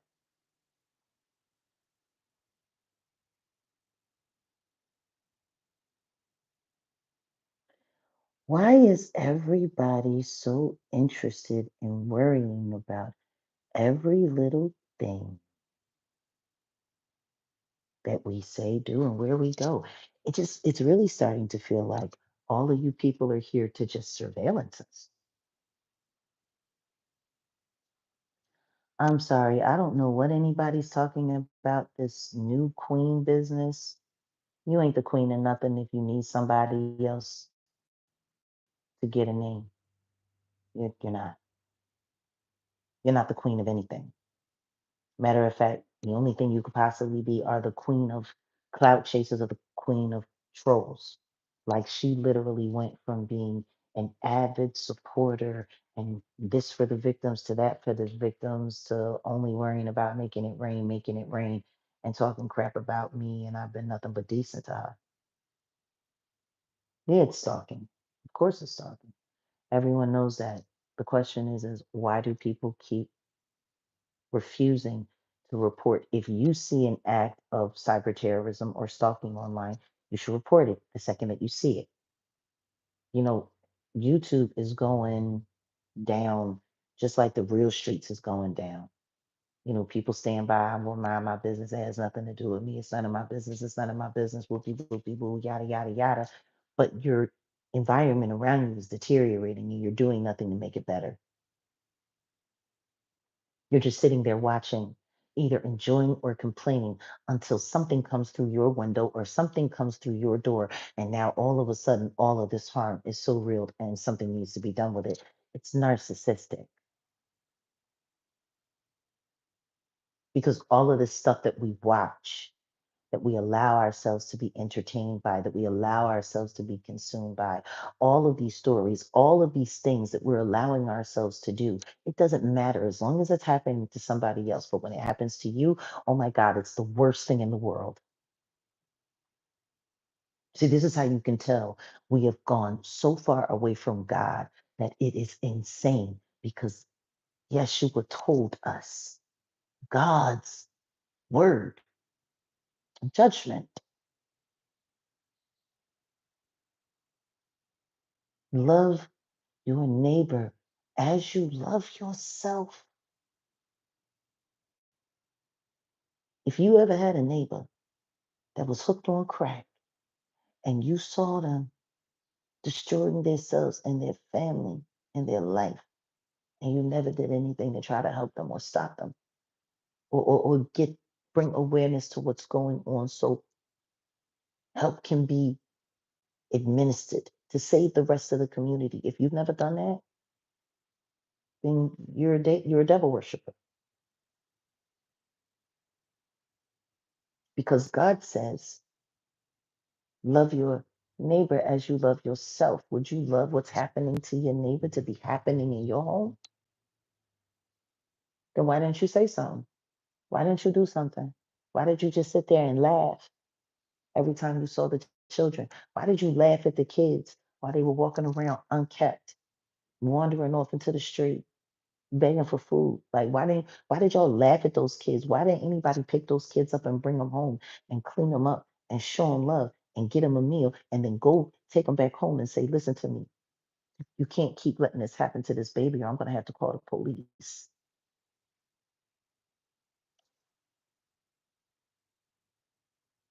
Like, for real.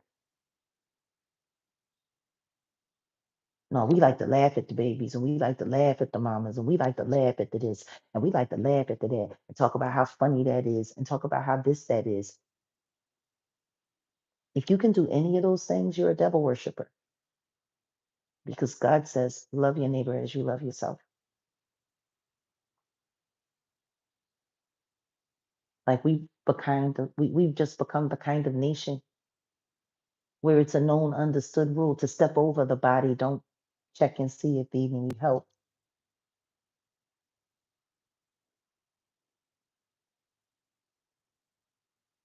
That's the kind of nation we become,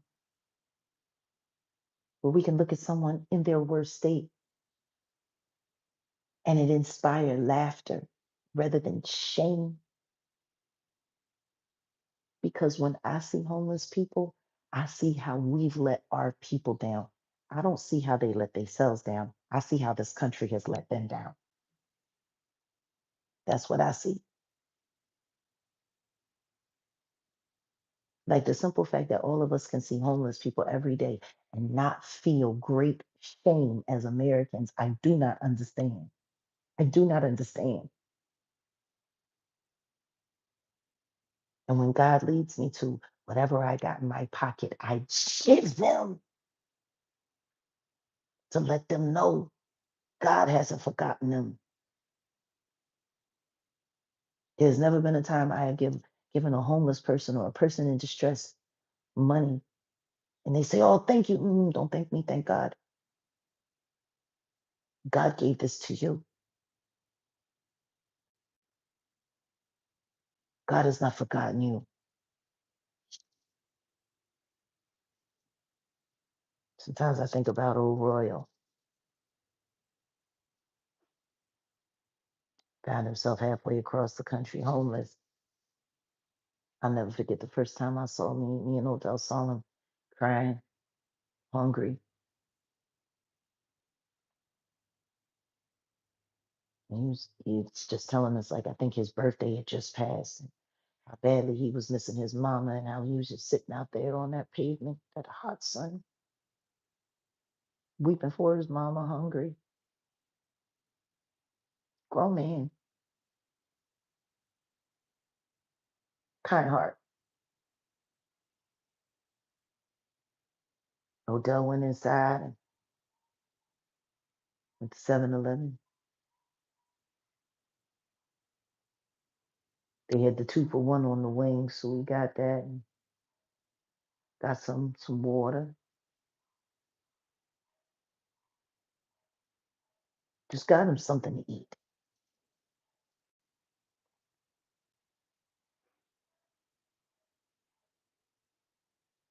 We brought it to him. And I said, don't forget the name your mother gave you. She named you Royal. And he said, here you are, King Royal. Happy birthday is your birthday meal from your mama.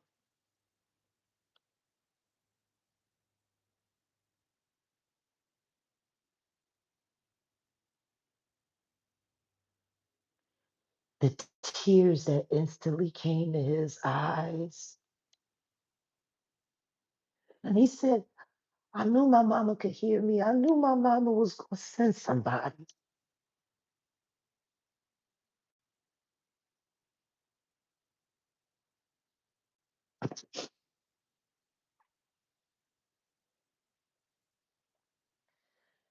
And I said, this is what your mother wanted you to have. But God sent me. God sent us. God has not forgotten you. And neither is your mama. Happy birthday, man.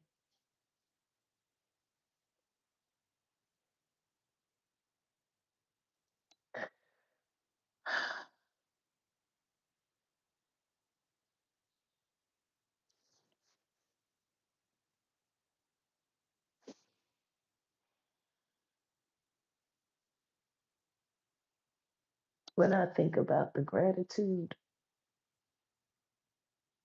for something so simple that most people take for granted,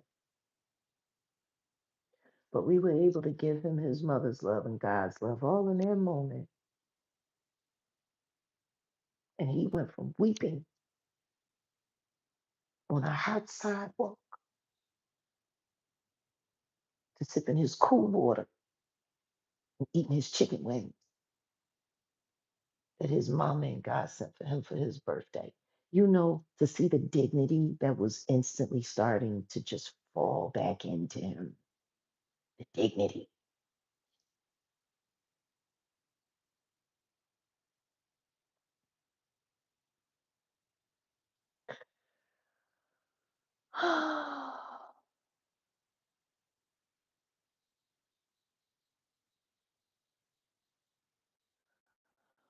When did we get to the point where we stopped caring about leaving people with their dignity?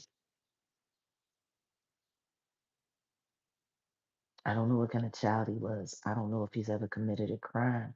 I don't know anything about him. I know as much about him as I know about Ada Santiago, and yet I care because it's not my job to judge him in that moment. It's not my job to ask him how he ended up there.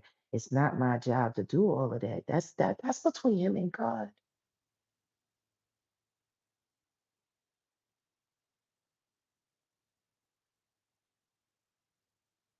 Who am I to judge anybody?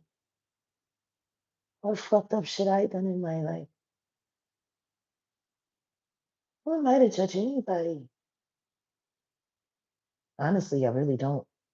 I just call people out on it. If I really wanted to judge people, man, people would be unaliving themselves live online saying, Jaguar ended me in my channel. Hang. Like, seriously, if I really wanted to go in, I could go in. I am sick with it.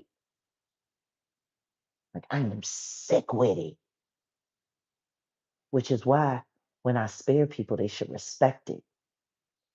Because what if I change my mind? There goes your pride and your dignity. See what I'm saying? Leave people with their pride and their dignity. Let God judge. My job is to remind people that come into my wake that God hasn't forgot you. No matter what you've done, no matter where you've been, no matter what you had or didn't have, stole or not stole. That's my only job, is to do whatever I need to do for the people that come into my position, they come into my wake. I always tell people, if God puts you in my path, I am either there to let him know how much he loves you or to let him know how angry he is with you. Like that's why we calling it content. Shout out to Jay Mizak on that. That was a good one. Okay, what's going on in here? Butterby, it sounds like you're going back and forth with Auntie Leah. So it sounds like I need to address this. Minding my business, I asked because after Jag, ET all were live for 12 hours about Odell abandoning their love, there was no clear conclusion, or so it seemed. 12 hours, it's everybody's business now. Okay, well, how about this? You sound like a content creator who is mad that you didn't screen record enough of that 12-hour live so that you could come up with a full story. That's what you sound like to me. Like, because all the gripes that you're making, like everything that you're talking about, 12 hours, abandoning their love, no clear conclusion, minding my business. I asked because, like, that doesn't sound like you're interested in me. And it really doesn't sound like you're interested in Odell. It sounds like what you're interested in is how you can spin a story out of all of those fake stories from yesterday. That's what it sounds like to me. Put a one in the chat if that sounds about on point with everything that she had to say. It sounds like she's fishing for a story, right? She sounds like a content creator fishing for a story.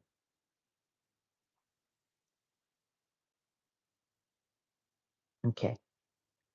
So clearly you're not minding your business. And that's obvious to everyone. But this is the thing. Odell went live right after I ended that live. And then he did another live earlier this morning while he was at an event. If you were really that invested and interested in the story, it just seems like you would have went over there because he told everybody it was lies.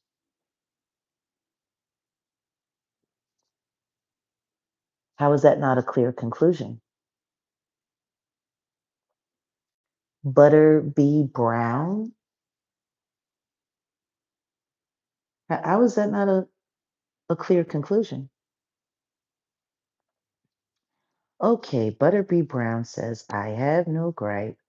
I am not a content creator. I have been rocking with Jag since the first LP drop, and I do not like when couples are broken up, especially over some dumb ish. Well, Odell explained it all, and so did I. But if you're looking for a clear conclusion, it's very simple. They were in my StreamYard playing. I got a message stating that they were about to unalive my fiance and I was next. The whole point of the live was, am I in danger? And I stayed online and investigated for my safety and to get information until I knew I had a safe exit from where I was just in case things had gone wrong. I didn't know. Like the simple fact that the entire live was a question should have let you know that I was questioning things. I never questioned Odell at all. I questioned behavior. I questioned what was going on. I questioned that the things that they were trying to make look was him and look was real wasn't. And guess what? We got the evidence. It wasn't.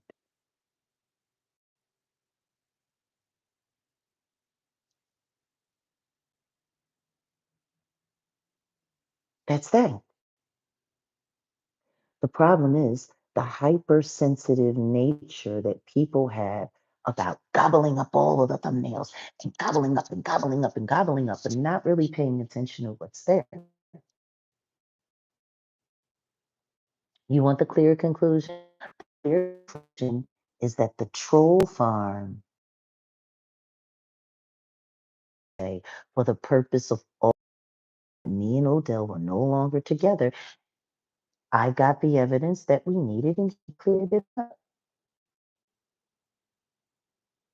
Okay, listen to Odell. Thanks. I wish you all will make amends and get back to love and security, your mission and blood. Okay, now I have to correct you, Butterby Brown. There's nothing to get back to. There's nothing to get back. See, this is the issue. Okay? That was pure evil. Who has time for that? I know. They do. They clearly they do. They spent a whole day putting that op together. Odell's YouTube page is set in the West. Auntie Leah, if you don't mind, could you please drop my fiance's link to his channel in the chat for anyone who does want to subscribe? It's really great content. He's a really excellent producer. He does a really fantastic job. I'm really looking forward to him to come back to work for cruelty free, but he is busy taking care of some stuff right now. So, we're a small company. It's just he and me. A lot of work to be done and not enough hands. So, okay, here we go. And Auntie Leah is a mod over there as well. So, ain't gonna be no troll abuse over there either. We don't do it. Odell is linked in the chat. All you have to do is the Auntie Leah comment. And yeah, you should become a member. A lot of great members only content over there. And it's cruelty free. It is. I'm not talking about any personal anything without Odell present. Anything regarding our relationship does not need to be discussed without him present. And that's very clear now because obviously people are looking for ways to take every little thing that we say and turn it into something because they need the content. Well,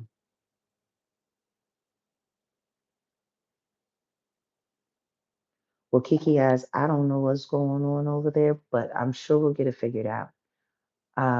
There was a lot of tomfoolery and there was a lot of mess being done in our channels. And we had a very small list of people. And unfortunately, Maggie was one of those people who was monkeying around in our channel. So that's just that. I think the part that's really bothering um, them is that I'm not giving it a whole lot of light. And it's just because there's nothing to give it. You showed your ass, you showed yourself, you done what you done. Now get the fuck on. The only question that I have for Sean Atwood is why is it that everyone that came to me to be a support to me from his platform, why are all of them scumbags and liars?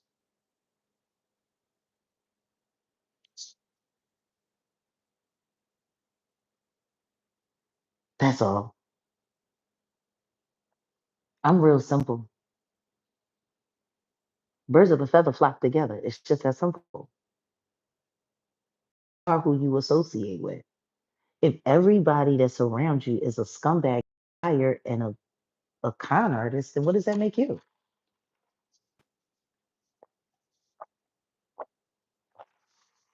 You know, like seriously, you are who you associate with.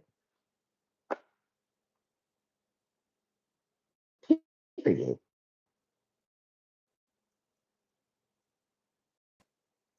I'm just saying. Everybody that's come over to consort over here with me in the Jaguar Wright effect at the like all of it, all of them people that came from over there are whack and crazy and nutty and got bad internet juju and they all want money. They're all money hungry.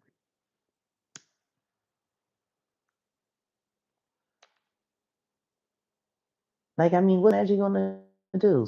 Sit around and try to explain why me and the Tanya and whoopty whoopty woo and do the What she gonna do? She gonna go back now and she gonna disprove everything that she said already? Okay. Mm. Sounds a little loopy to me. Because when was you right? This time or last time? Like it's you can't sit around putting yourself on trial and contradicting yourself and thinking that people are ever going to take you seriously. No, they're there for the drama now. Whatever serious, whatever serious anything anyone saw in her platform before, she's lost all that now. See, when I see somebody on a lying campaign, I am smart enough to know to let them lie by themselves. Don't help, don't add. Fire can't grow without oxygen. I ain't breathe on none of that shit at all.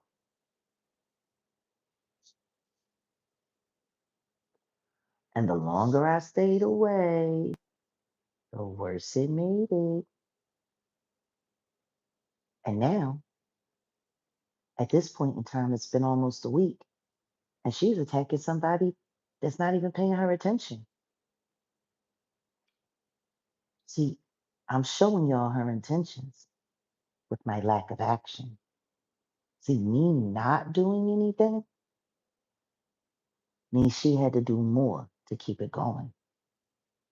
And in order for her to do more to keep it going, she was going to have to get a little more outrageous, a little more disrespectful. Go back and look. From the second that she swore out all hell on me and she did trial on herself, and I told her she was going too far. And then she came into the chat acting like a crazy person. And she was put in her place, and then she left and said she ain't want her wrench no more, and that she wasn't coming to the town hall and she wasn't going to be ambushed. And I'm like, why are you sitting here acting all paranoid? Ain't nobody doing anything to you. Like, why you?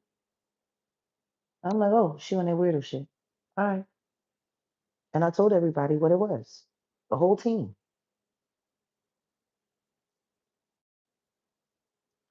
See, I do this thing, and this is the thing. She liked to sit around and act like she studied me and she understood me, but clearly she didn't learn from me at all because I told her about it.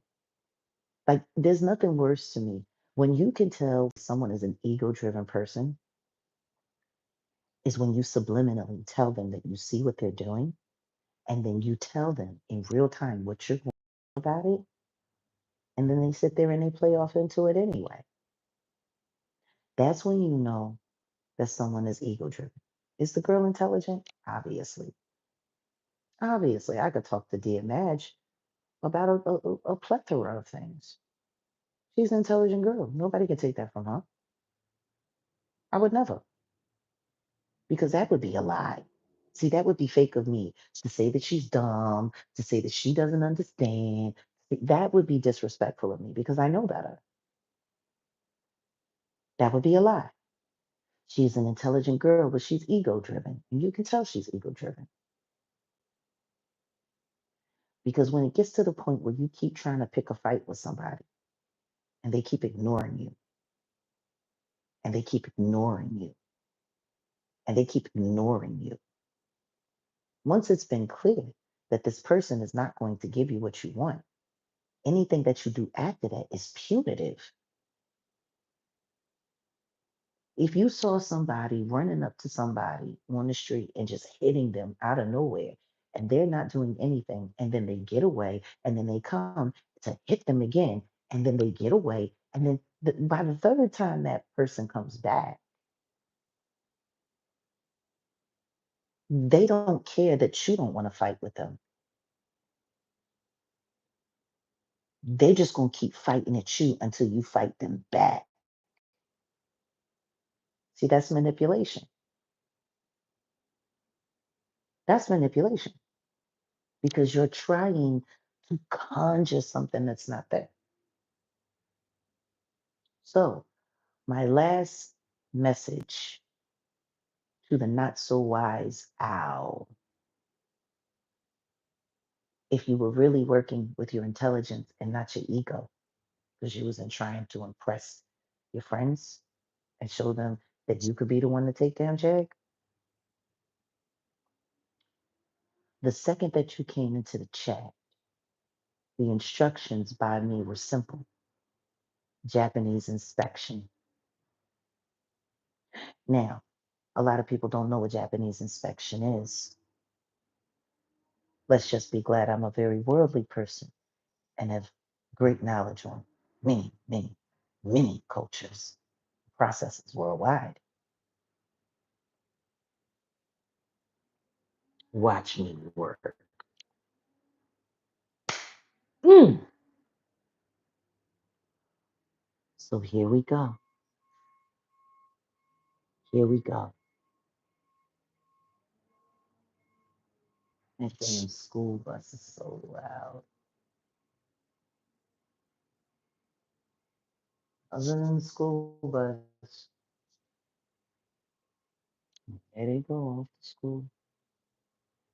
I like watching kids get up and go to school. It reminds me of when my kids went to school.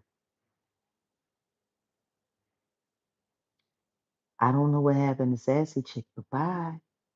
At paperwork party, I had sent you a message. Paperwork is in the building. I wasn't even paying attention. I got paperwork here. Paperwork. If you still got my direct number, you know what paperwork I'm gonna do? Wait, wait, wait, wait. Your page won't let me send a super chat. What? That's crazy. But I am praying for you and Odell. I got word of the breakup on my show last night. God bless. Yeah, paperwork. We didn't break up. You know what I'm going to do, paperwork? I'm going to give you a punch. Since they're not letting you support my page. I don't know why. That's just hateful. Yeah, no, there's no breakup. I love how you articulate everything. LOL. That owl isn't. Paperwork, whenever you comment again, I give you got a wrench. Yeah, there was no breakup. See, that's the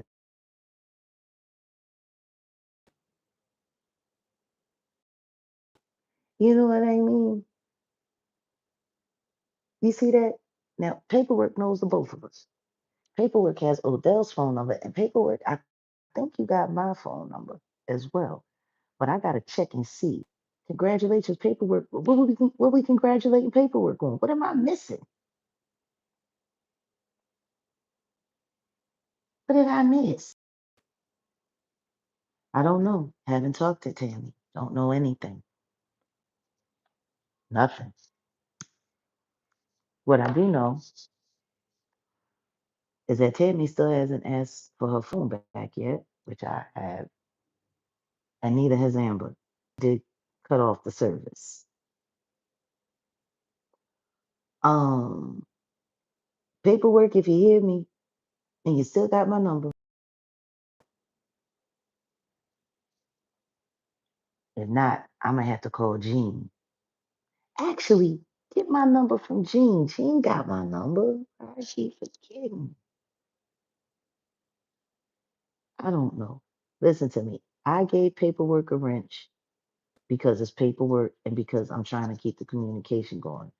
But Odell and I already promised him that I wouldn't, wrench, anybody until he was cool and approved. Like that's just the way that works for that. And after this, I think it's important that we take these kind of precautions. People cloning people's accounts, people running around saying all kinds of crazy stuff, impersonating my fiance, saying all kinds.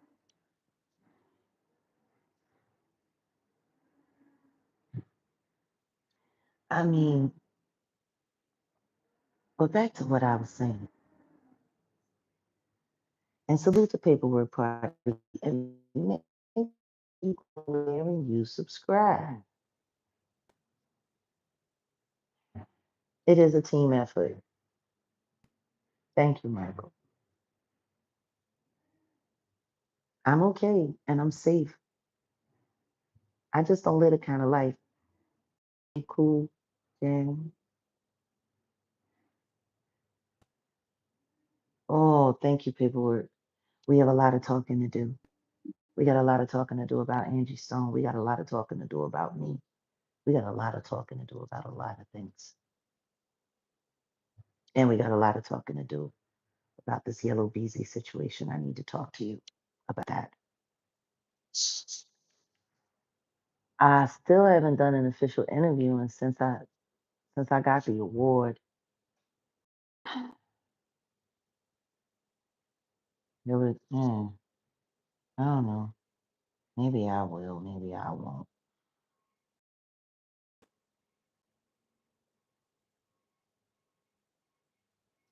I know the likes ain't liking, but you know how they do. But the thing is, now all of this stuff is going on.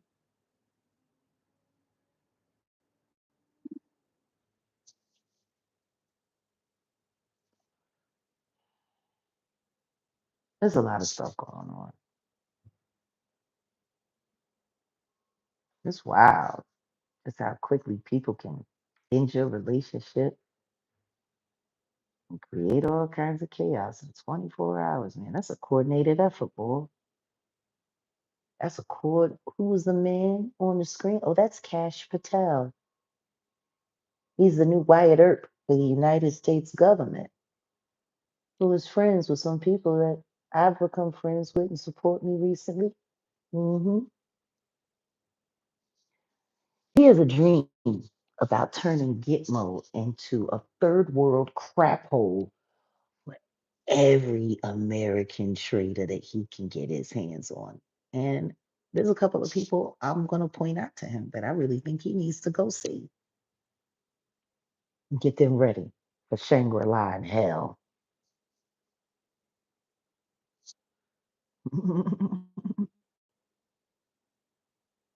Oh, what a difference. You know how weird it is to have to sit there and tell people, thank you for your concern and your prayers, but we didn't break up? He said it himself. He did a live like early this morning. He said it himself.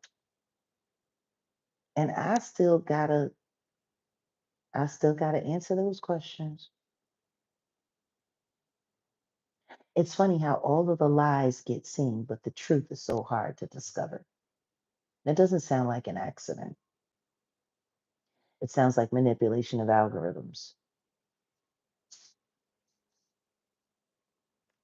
which could only be done by people running the construct. But like I was saying about the owl, Japanese instruction, Japanese inspection. How it works is this. When a ship comes into the port,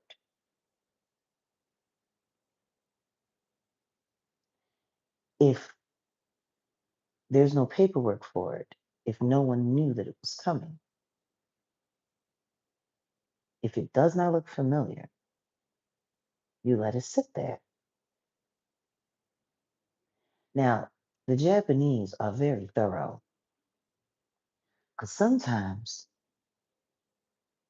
they'll let things sit there for months. You know, they've left things sitting at a Japanese port for years at times. See, it's very smart if their boat was put there with ill intent. It's sitting there and they're watching it. Now, if there's something alive in there, eventually you're going to hear signs of life or you're going to smell smells of death. See, if there's an enemy on that boat and they're waiting for someone to come and bring it in like a Trojan horse, if you don't ever bring it in, then that thing has to just sit in there until something brings it in. See? But if nobody ever does, and it just sits there, eventually they're going to run out of food. They're going to run out of water. They might even start running out of air. And guess what? If they pass on, then, oh well, their plan failed. If it's something catastrophic that can be released to harm all of Japan, well, then whatever it is just going to stay right there. It's not going to be disturbed. It's not going to be touched. And if it goes off, then they'll know. See, it's called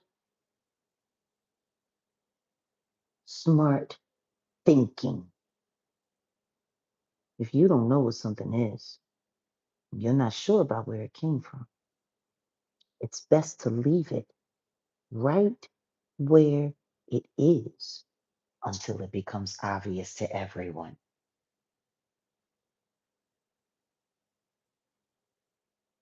You know, over there, when they have left things for years and nobody comes to get it and nobody was looking for it, and there's no reports of a lost vessel and nobody's doing anything, you know what they do?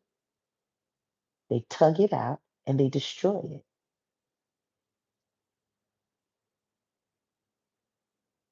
You know?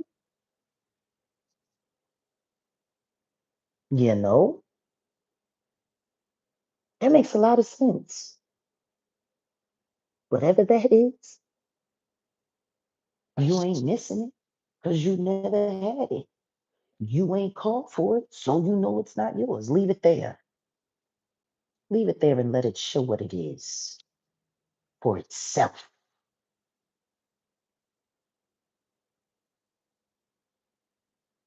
You understand? See, that boat with the owl on it, it came into my port and we let it sit there on the dock while we watched it. Sure did. And we watched that boat with that owl on it. And we said, let's see what pop out. And look at what popped.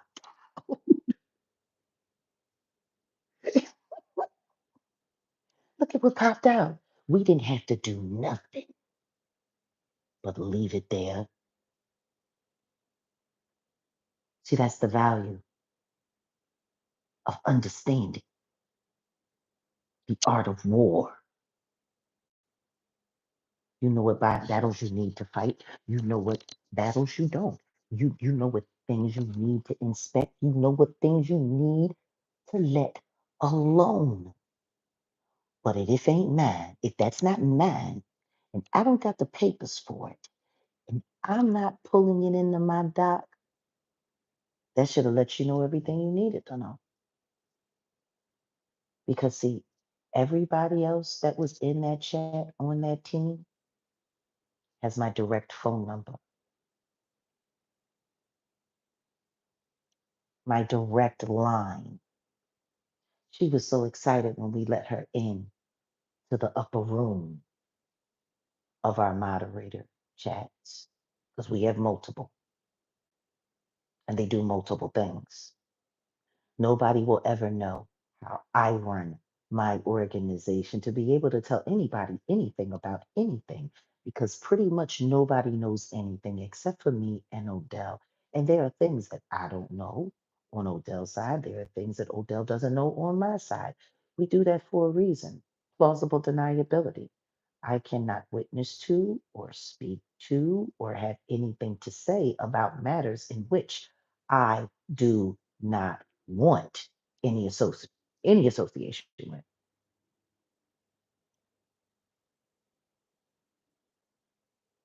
You understand? The only place we put Maggie is in a new observation tank. That was it. She thought she made it. And we made her feel like she did.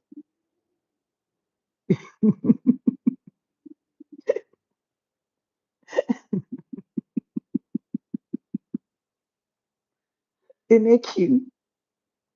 While she was busy thinking she was infiltrating our camp, all she did was get put under higher scrutiny. It was an observation tank to observe her.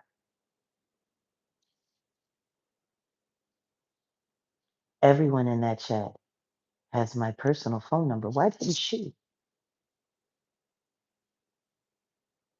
Like, if she made it to the inner sanctum, then it seems like she would have known everything that everyone else in that inner sanctum knows, but she didn't.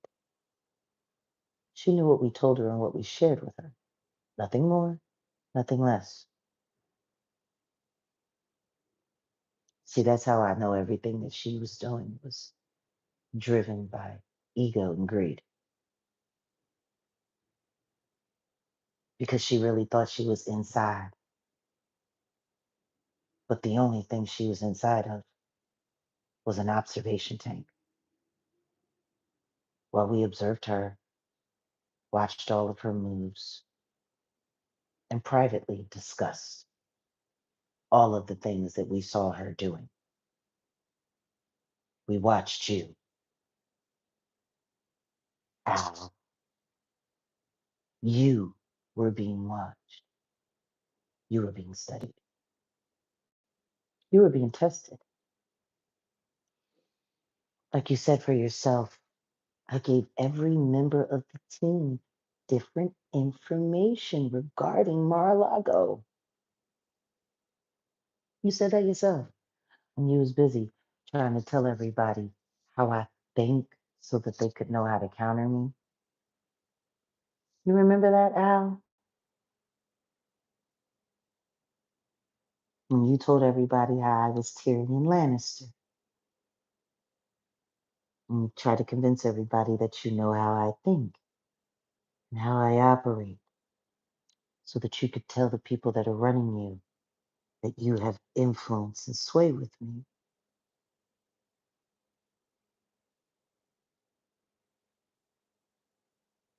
Do you see now, child? There's a reason why we left Jay Mizak in the family chat and we brought you to the Truth Squad. I guess you didn't pay attention to the name of the chat. You went from family chat to Truth Squad. It is our private observation tank where we observe who is truth and who is not. We didn't bring Jay Mizek over there. We weren't checking for him. We were checking for you. See? See, you thought when you got invited into the Truth Squad that it was because we thought you were true. No, we bring people into that room who we're not sure about. That's why Jay Mizek wasn't invited to come with you. See, you in turn took it as we didn't trust Jay Mizek because we didn't invite him to the Truth Squad. See, that's how you proved you were a spy, because you actually thought that being placed in that particular chat made you more relevant than Jay Mizek. And to an extent, that's true. It made you more relevant for observation. I guess nobody that you're talking to has told you how I operate. Let me remind you, I keep my friends close, but I keep my enemies so much closer. If you really understood me, and if you were really paying attention to me, you would have been alarmed the second that I put you in the truth check.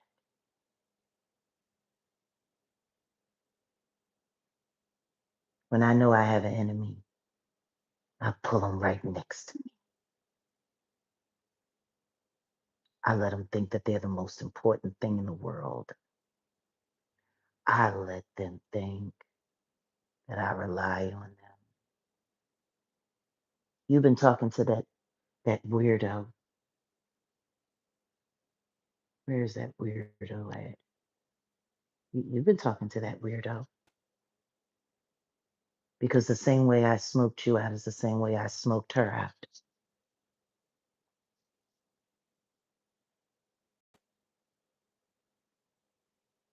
See, I created a certain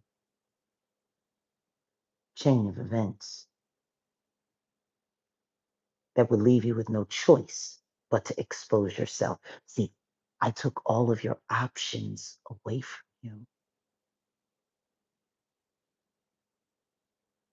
And all it took was for Odell to nudge. And boom! Look what popped out that boat. Oh, look what popped out that boat.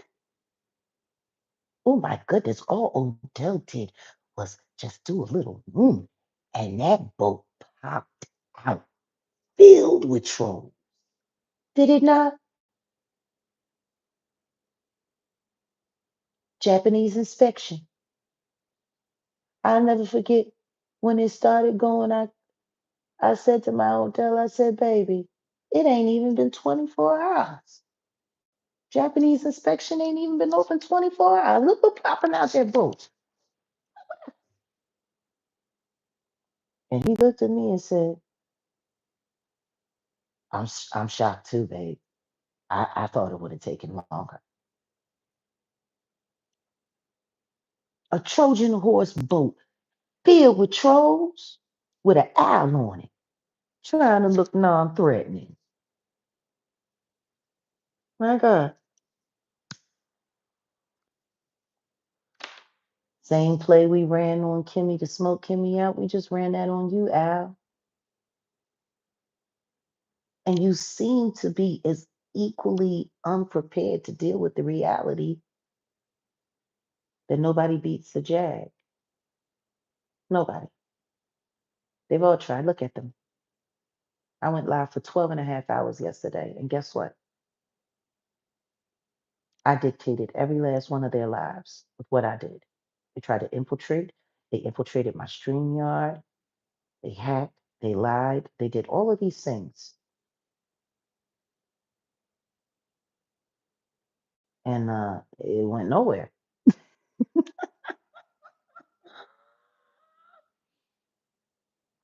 No, I don't know who you are, but you were already hidden from this channel, and we're reporting you for terrorism. You for stupid things. Y'all really shouldn't pop out of the say these dumb things. It's just more confirmation that I beat y'all and expose you at the same time and use your spy to do it.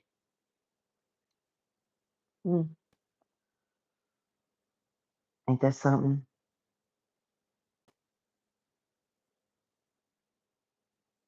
You devalued that girl devalued her platform. Who was taking it seriously, anyone who was taking her seriously, whatever good work she's already done on there, it's trash. It isn't no value. Oh no, it was all planned. There is no way they can say that they coincidentally, accidentally all ran with this story because it was true. They can't. It's already been proven that it's not, which means all of them would have had to have been working together in order to put all of those thumbnails out there like that for it to be able to get to everyone. So everyone will believe that me and Odell broke up, and then people are coming, oh, Jag, I'm so Jag, I'm sorry. Oh my God, did you see what he said? Did you see what he did? It's gaslighting. It's gaslighting. I'm glad to hear you and Odell are back together, that we never broke up, which is why I was concerned, because I knew someone was manipulating him, whether it was him or whether it was his devices was manipulating something. And that's what we discovered yesterday. And I filmed it. I have all of the clips, and I think I'm going to do that this morning. After I shut down this live, I'm going to go and I'm going to put together all of the clips that I filmed and recorded. And I'm going to make it members only. The live is gone, you know. I might as well, since everyone wants to see it, I can show you the evidence that I filmed yesterday. Or maybe I'll make it public just to hurt everybody's feelings. I don't know. But I want to thank you. Oh, I'm always in high spirits, even when I'm sad, even when I'm hurt, because it just brings me closer to God and it reminds me what I'm here to do. Hmm. You know, it makes me think about this song. I really am prophetic.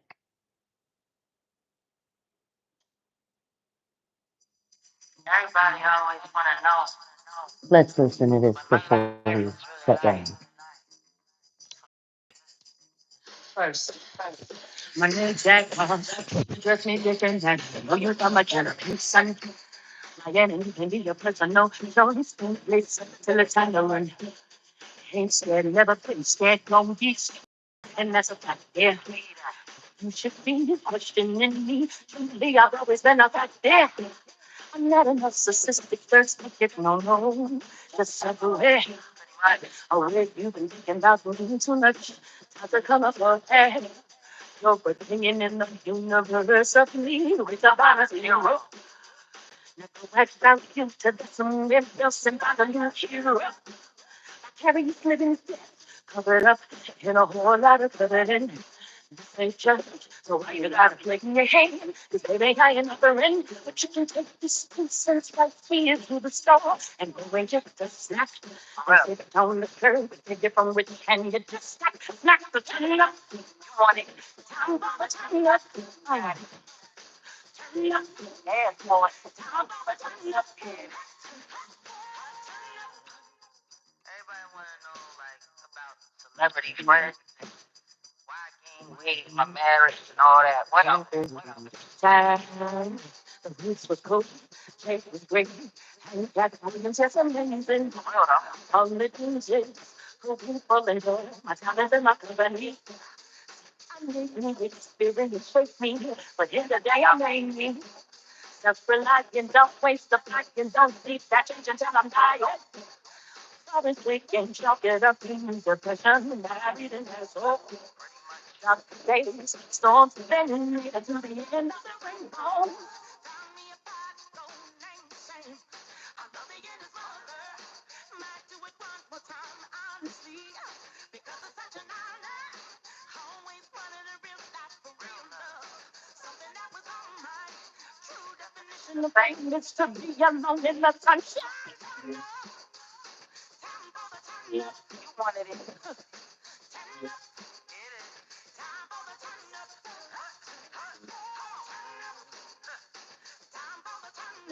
Where for it?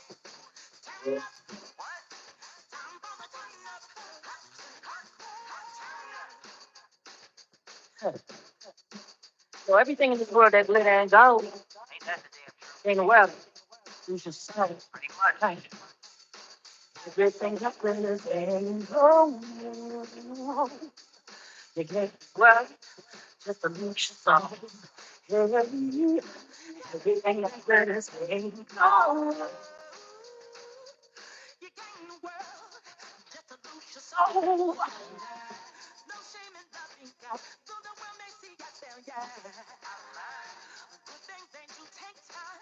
Take yours, I take mine. No point in dying for it. Might end up dying for it. We all get what we deserve. Some help deserve, some like to be saved. My credit's my right, and my right is my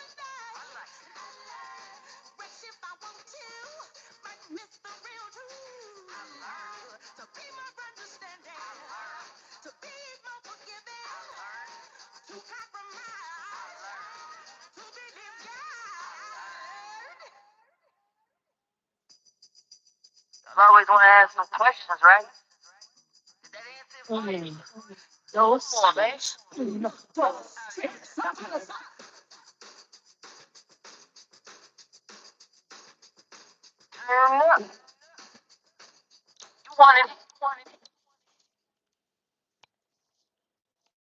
You know, I wrote that in 2012. It's 2025. That song means more to me now than it did when I wrote it. You better believe it, baby, that Jaguarism. But what's so odd is I be so far ahead. I be tapping y'all on the shoulder to remind you where you're going. And that's why I can't be mad at these idiots. Because how can I expect them to understand what they can't comprehend? The only thing that I can do is try to teach them along the way. Because stupidity is a terrible thing to embrace. It will not make you better. It will not make your children better. It will not make your grandchildren better. The only thing it'll do is keep y'all in a persistent state of lack. Because every last one of y'all here on YouTube, you're lacking, whether you know about it or not. You lacking. And guess what? Y'all are about to face the greatest lack of your life, lack of freedom. Because as a defender of freedom, I intend to claim all of yours for justice, for true freedom. You know, freedom should be earned, and yet it's given until it's taken away. I've earned my freedom. Have y'all? Have y'all earned your freedom? Because, see, I am free. Don't matter what jail cell they put me in, I'm free. They can't hold me there because God said, let my people go. I'm free.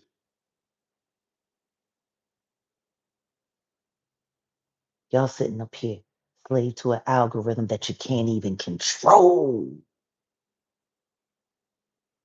I control the algorithm. I am the algorithm. Nothing changes that. Y'all are slaves to my algorithm. And yesterday you tried to hijack it. Now look at what you've done.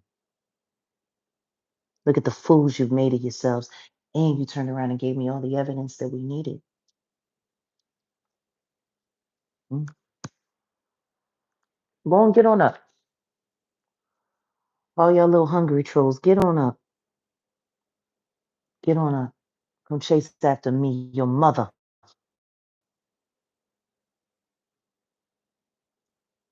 who feeds you, you ungrateful little brats.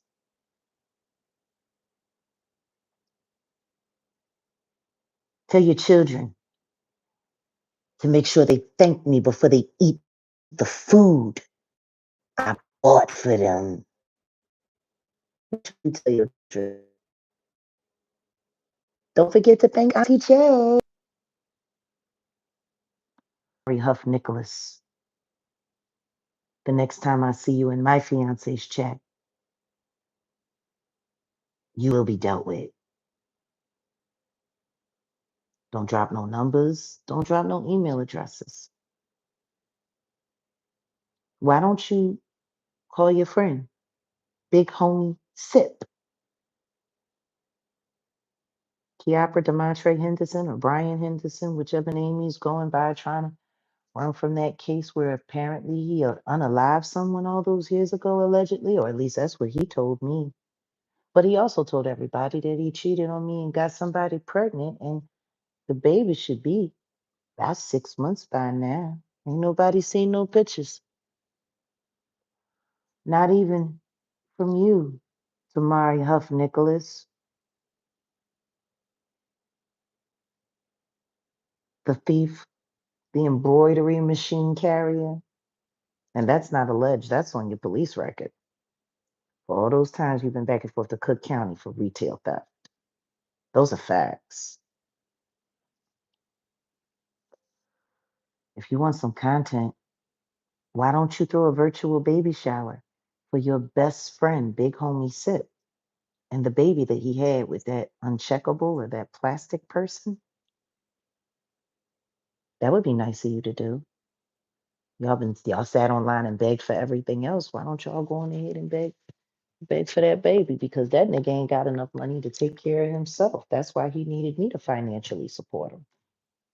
I don't know how he's supporting that baby.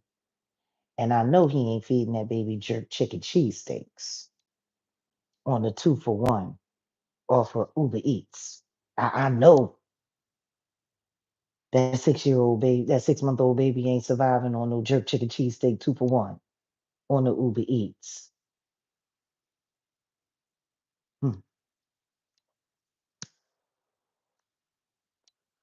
Because I know he ain't moved from over there.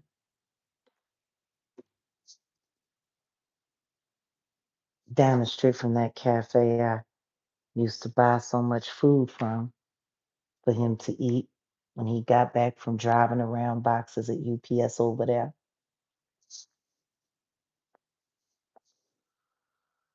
I know he still don't have no ID. I know he still doesn't have a license. I know all he has are those military papers from when he served changing tires on trucks at a base. Can you imagine going into the United States military and you don't ever get to leave American soil at all, and all you did was sit in oil and dirt on concrete and change tires?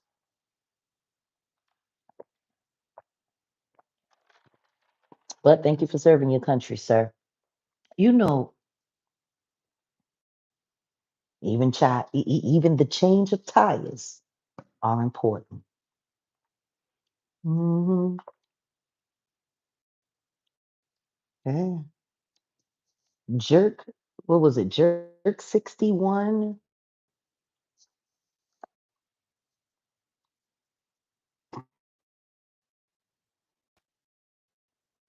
No one's interested in y'all pays that y'all do online for money.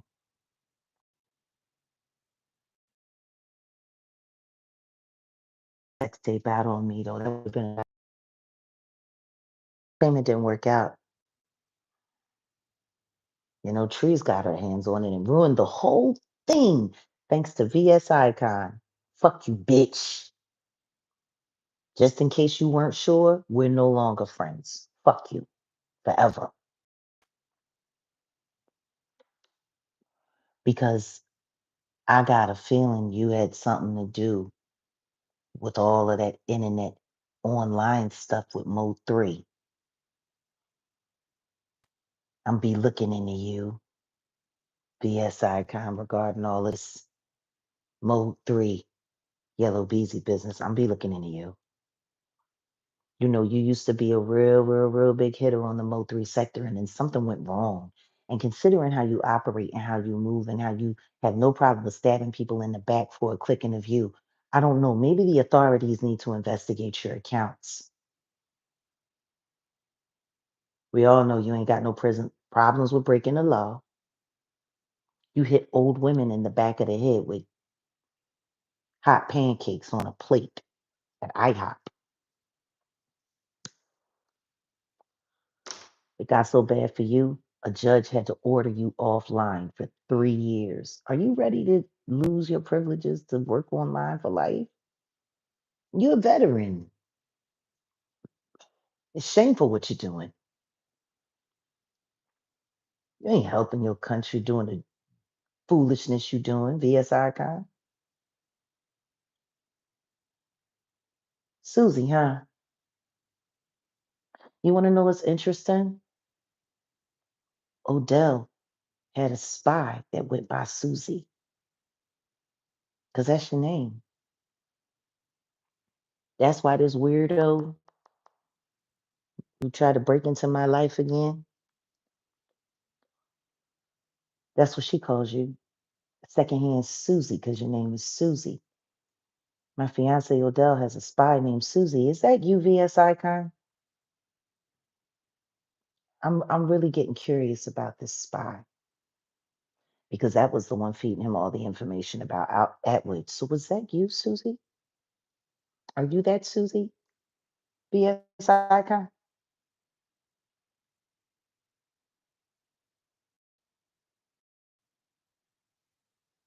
Hmm? I'm about to wrap all of y'all up. Actual diagnosis, first diagnosis you tried to do to me yesterday is mental cruelty with malicious intent.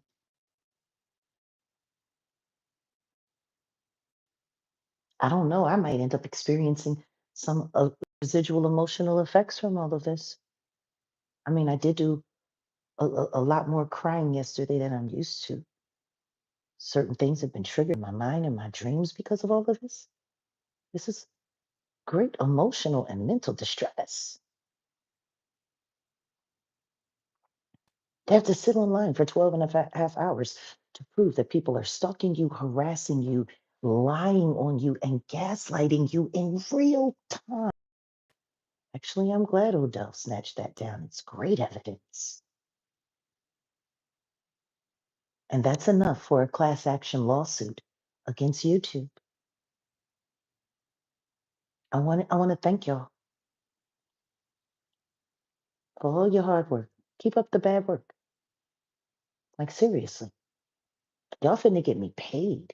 Like, the amount of money that y'all made on me is going to be nothing compared to what I now get to sue YouTube for because they allowed all of it to happen in real time while we were proving it, while some of you were actually actively live, while I was live, literally lying, inflaming the public, saying the exact opposite of what I was saying while I sit there and took the time to meticulously prove it hour for hour, minute for minute, for 12 and a half hours.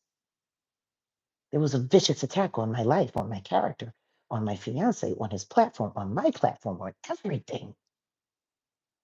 They were trying to get people to unsubscribe from Set in the West. They were doing all kinds of things, which would do what?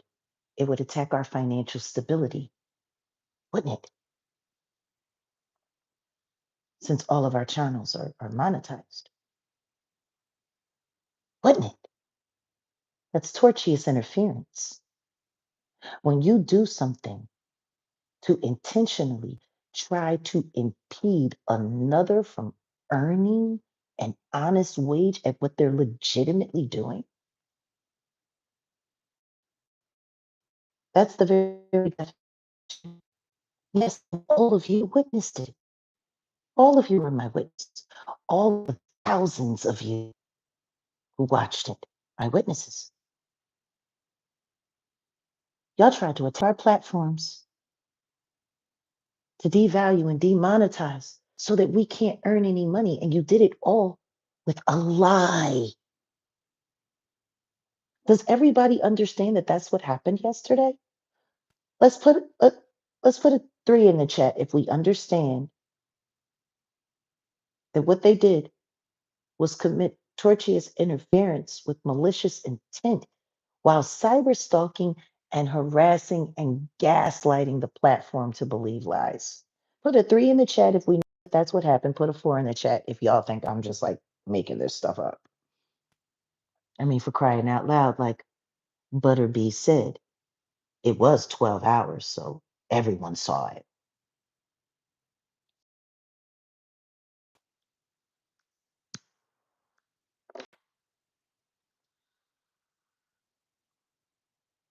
Mm, mm, mm, mm, mm. Yeah, 3 massive YouTube crimes. So why did YouTube allow all of that to happen yesterday? I know people were reporting the impersonation. I know people were reporting the defamation. I know people were reporting the misinformation. All of that stuff happened. You telling me YouTube hasn't shut down any of their platforms yet?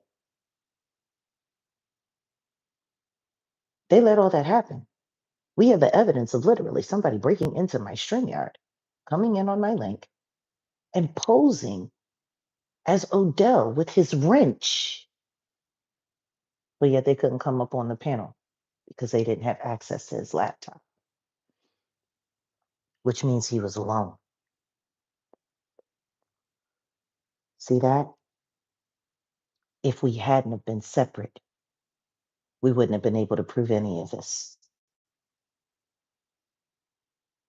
If we had not have been in the same place at the same time, if we had been together, all they would have said was is that we orchestrated this ourselves, like they always do.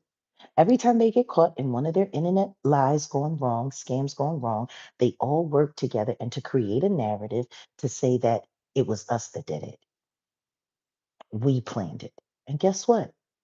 Considering we've always been together, that would give people a reason to doubt whether or not we're telling the truth.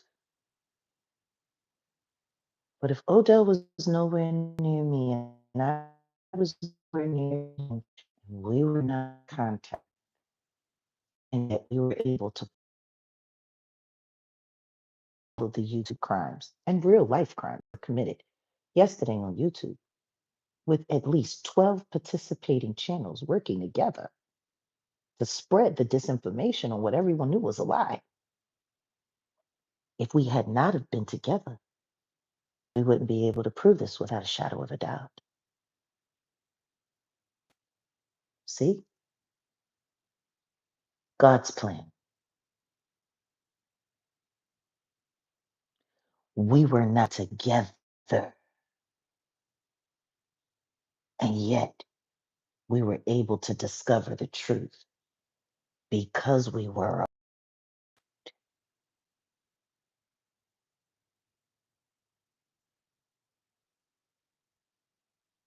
And there is no reasonable doubt attached to this. This is real. YouTube authenticated a troll account impersonating Odell in my chat with someone sitting in the chat trying to convince everyone that they were Odell and he was worried about my safety when Odell knew nothing about it at all. He didn't even know about the live. He was busy working on what he's working on, quarantined off to himself. Me, quarantined off to myself, safe.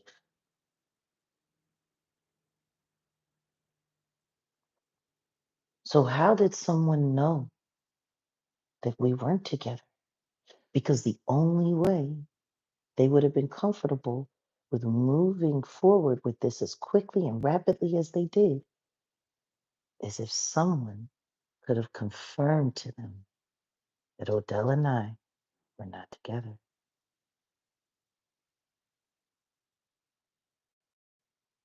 Because, see, if we had been together when they started talking all of this breakup craziness, all me and Odell would have had to have done would be to get on live on both of our channels or one of our channels and cam up together.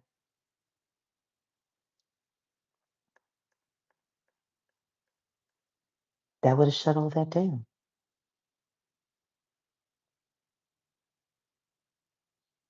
Put a 3 in the chat if that makes sense. Put a 4 in the chat if it doesn't.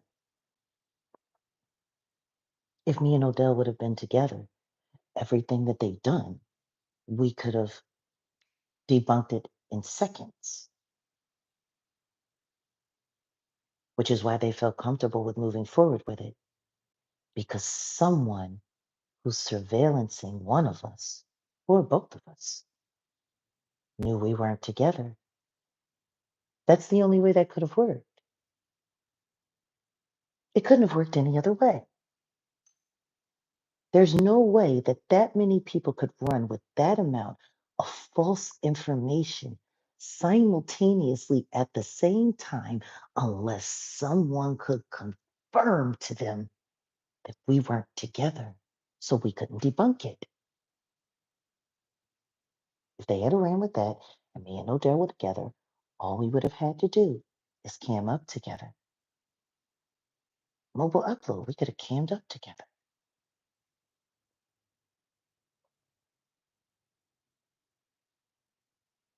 But someone knew we were not in the same place, which is why I went live first and longest.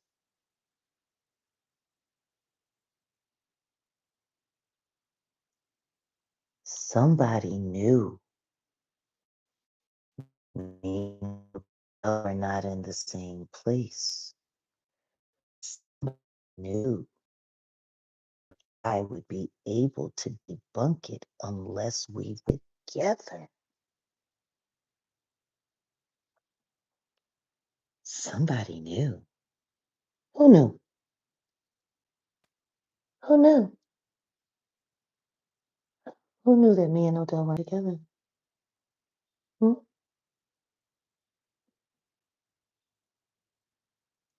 I agree, Yvonne. They should leave us both alone forever. But the question is, who knew that we weren't together?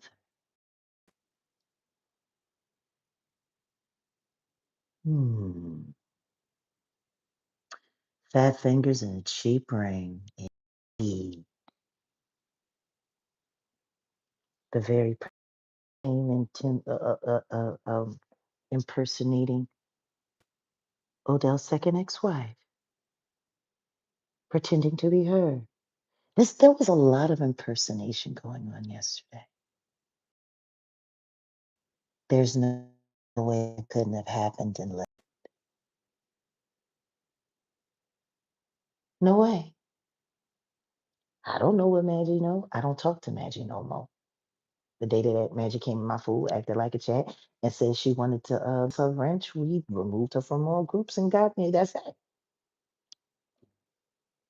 I couldn't even tell you what her lives look like. I don't watch. The second that it's become clear that you're an enemy, there's no need for me to engage like that. No. People will bring me the necessary information that I need if I need, and I'll decide what I need and I don't need to address. Like it's just that simple. That's how bosses do. They don't sit around begging for attention while they harass someone that's not even thinking about them. Japanese inspection. It always works. And guess what? You're never wrong. You're never wrong. That's what I love most about Japanese inspection. Whatever it turns out to be, you weren't wrong. You know, that good old fashioned Asian wisdom. Man, Japanese inspection sure work every time. You're right. Every time. I just wasn't expecting to be this right this fast this time. Like literally, Maggie was only in Japanese inspection for like 6 hours. We thought it was going to take at least 48. I was like, yeah, she's probably going to start bugging up around Tuesday. We were like, whoa, whoa. Well, hello. There you go. Dang. That was fast. That was one of the fastest reactions.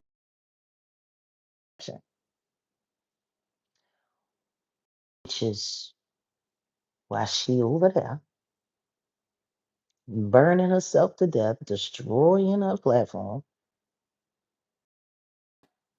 kicking it, you know?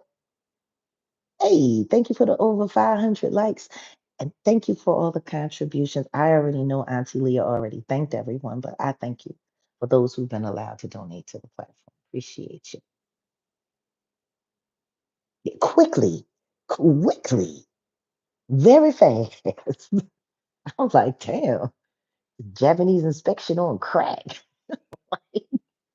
Like, I was looking for a little simmer, a little, you know, And the winner is, that was fast. And she's still trying too hard.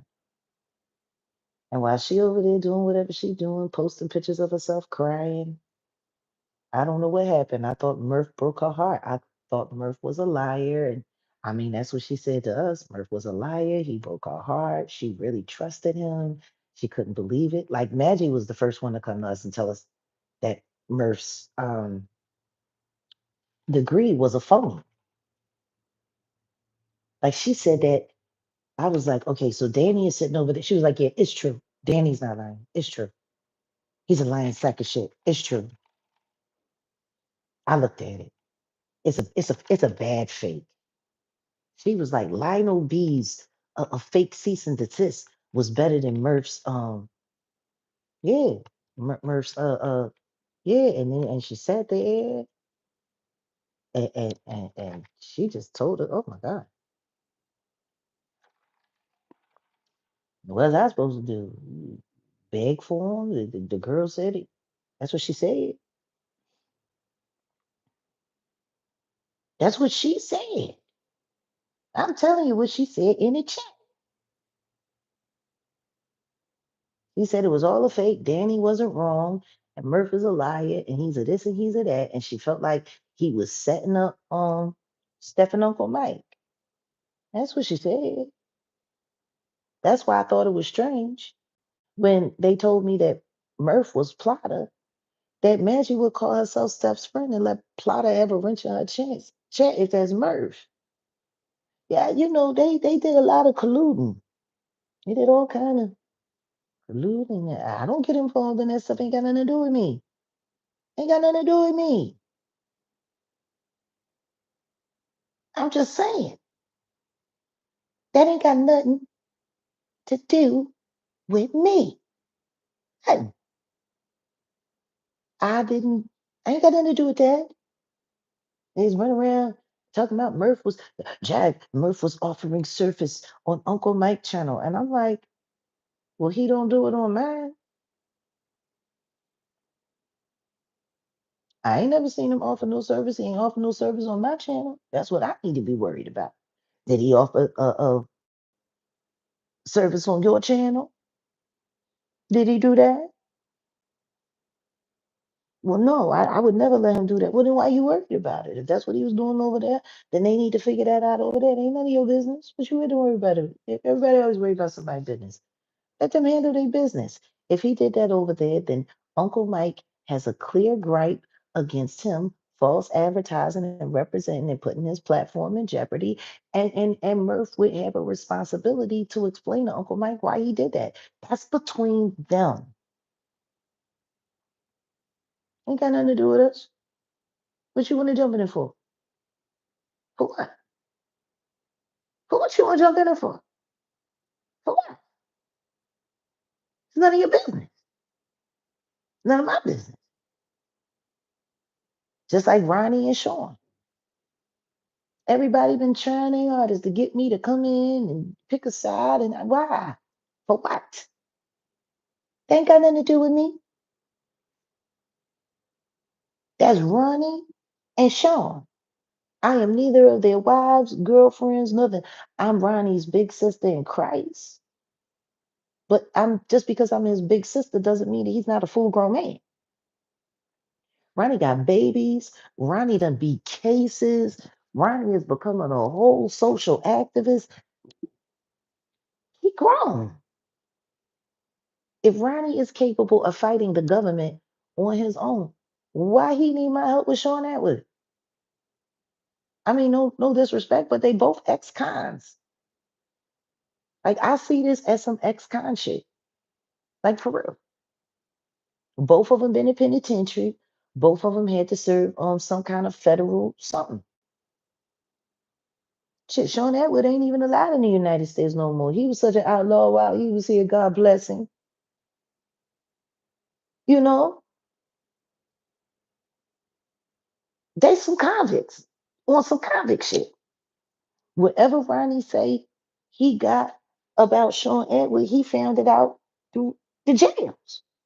And guess what? They was both in jails. And guess what? even though I've never been in a penitentiary because I have never been convicted of anything. I pled uh, no contest to a misdemeanor, but I ain't never been convicted of anything. Ain't no judge ever dropped no gavel on my name other than to say all charges dismissed, nulle prosecute. Okay. That's as far as I made it. I ain't got no state number. I don't know. Everybody, all they talked about in the jail was how you make it to penitentiary, how nice it is, how great it is. It's just like a whole nother level of society. It's like a secret society. And I believe it because it is. I know plenty of people that have been to penitentiary university and are alumni. I know some people that got doctorate. I got friends on death row, like not the label, but really like death row.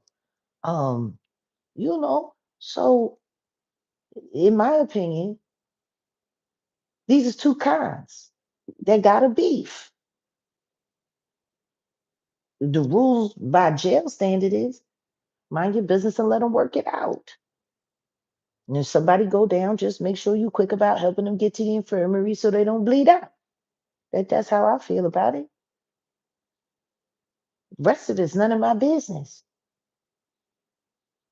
The only thing I had to ask Sean Atwood is why everyone that came to me from his platform has turned out to be an utter piece of shit. That's my question. Like everybody that came from over there has brought me nothing but grief and sorrow. Can you please take them back? Like for real. Like I don't even have like I'm not even trying to be condescending in any way. But all of these people have done nothing but brought trash into my life. Lies and scams and missing witnesses and victims and half a story, piece of lie. Just all they brought me is trash. Can you please come take them back? That's all I ask. These your people. I can't say nothing about that. You chose them. They're your people, and that's fine. But they done brought their trash over here. I just want you to come get your trash and take it on over there and y'all work it out. You know, trash collection in different regions of the world happens differently. I know from living in Paris that when the trash men go on strike, it is a freaking mess. There be trash piled all the way up to the third floor of a beautiful flat building, rats everywhere scattered about, and ain't nobody coming to get nothing until they get some respect on it. And I'm telling you, when you let that trash get real high, it creates a lot of distraction and obstruction for your vision. Because if there's a big pile of trash that's sitting on the sidewalk in the middle of the street, you really can't see what's happening on the other side. It just creates a little extra agitation that doesn't need to be there. That's why you should always be grateful to your trash man. Because imagine if he never came to pick up his trash, how unpleasant your life would be. You know, yeah, it stank. Bring rats, roaches, and everything foul.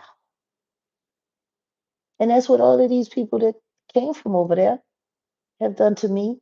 That's what they done on my platform. That's what they done to this community we building. All they done is brought up the trash. And they think they just gonna come and leave this trash here? That's not neighborly. That's just not neighborly. And it's just very simple. Please, come get your trash. Because just like the rules of Japanese inspection, anything that I don't acknowledge as mine that's sitting on my dock for too long, I'll just burn it.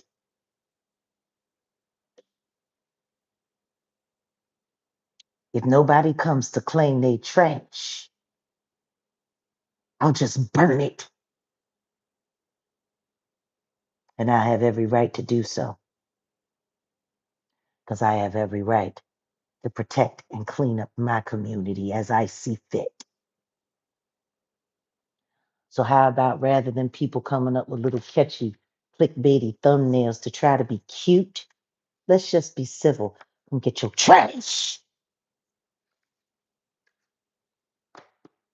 There's no way in the world that I would call myself a decent neighbor and bring trash to somebody else's platform and then leave it there. That's a sign of disrespect to me. It really is.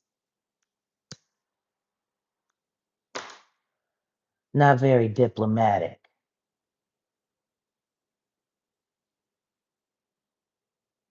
Now they came over here from Atwood Land and they dumped off a bunch of trash. All I'm asking is for somebody over there to be a good neighbor. Please come get your trash.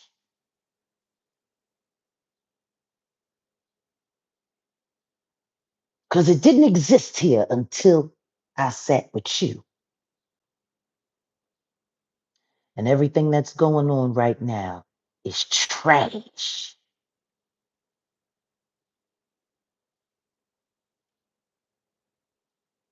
Now they're your people, and that's fine. I ain't got no problem. I just don't want nothing that ain't mine. I got enough on my plate.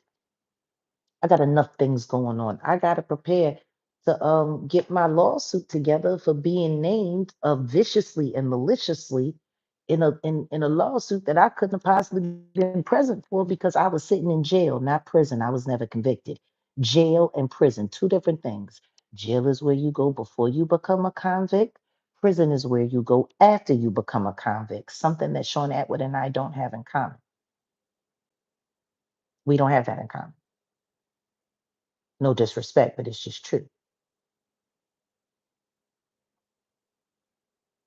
But if Ayasha came over there and the next thing you know, she starting a bunch of crap over there and making things really uncomfortable and doing all kinds of wild stuff, putting you in compromising positions.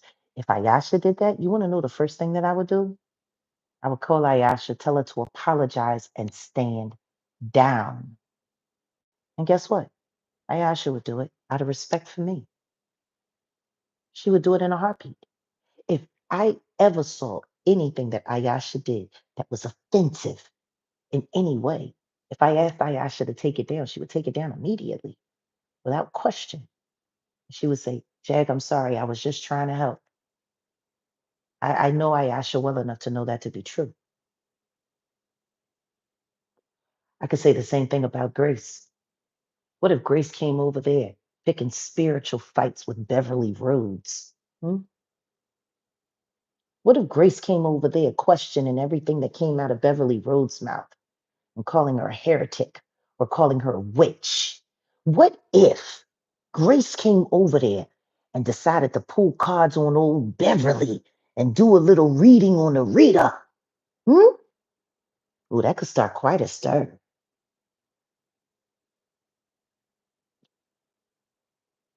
Truth is, if that ever happened, my money's on Grace. Landslide. Landslide.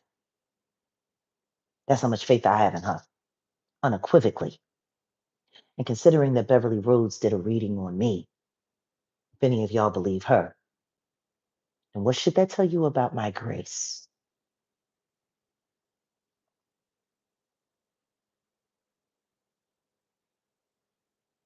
Hmm? Y'all don't be paying attention, do you? If Beverly says that I am everything that I am, and y'all believe her, then what does that say about my Grace? Because my Grace stands next to me, not in front of me, not behind me, next to me. If what I am is as large as Beverly Rhodes said it is, then the only thing that could stand next to me is something just as large. Put a 5 in the chat if y'all understand that part. Put a 6 in the chat if you don't. If I see more than 4 sixes, I'll further explain.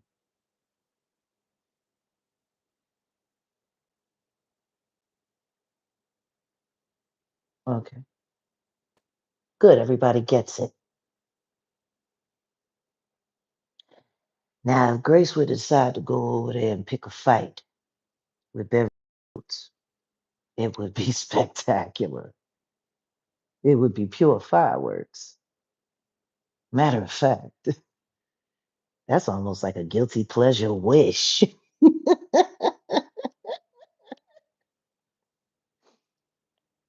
But see, I'm a decent neighbor. I would never do that or allow that. Not unless it was challenged and asked for appropriately, diplomatically. I would never do that to Sean, and I would never do that to Beverly. It would be cheeky. It would be nasty. It would be improper. It would be rude. And if Grace ever did decide to go out on a limb and do that,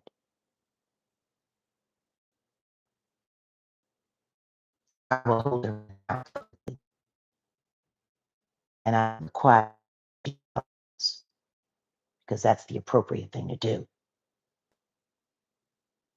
See, if something from my yard comes over to your yard and makes a mess in your yard, and I still claim alliance with these people that made a mess in someone else's yard, and I call that person my neighbor, I call that person my friend.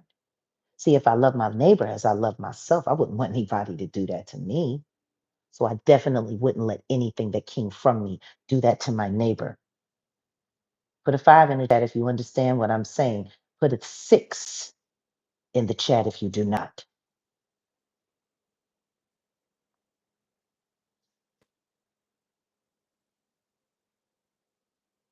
Oh, Grace would dance.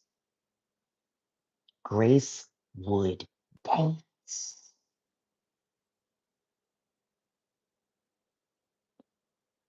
See,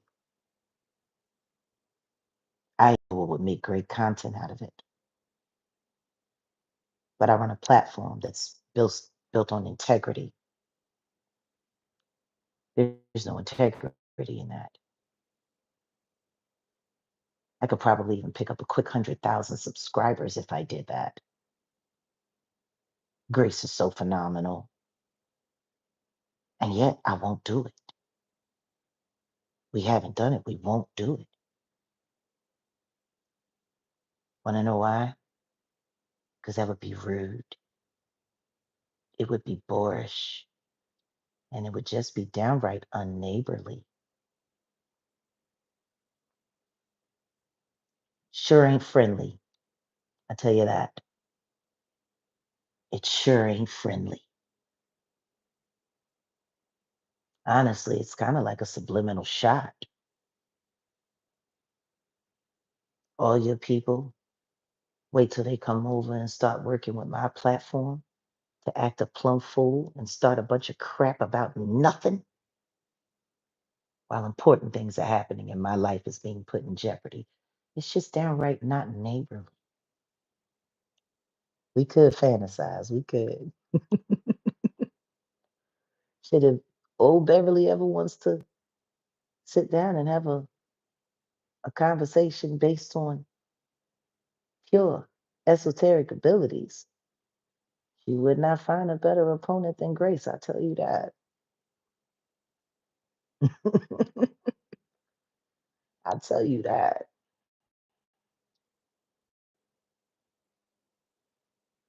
But see, I can bet on Grace because I know what Grace is, because Grace is no different than me.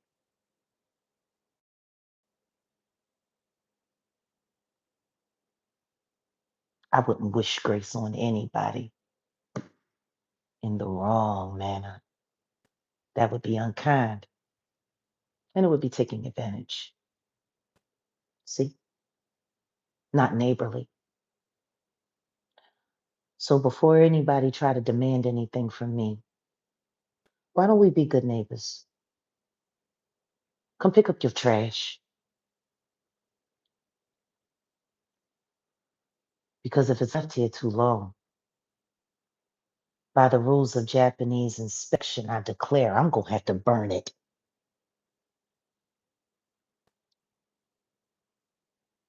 Wildfires tend to spread in unpredictable areas, you know?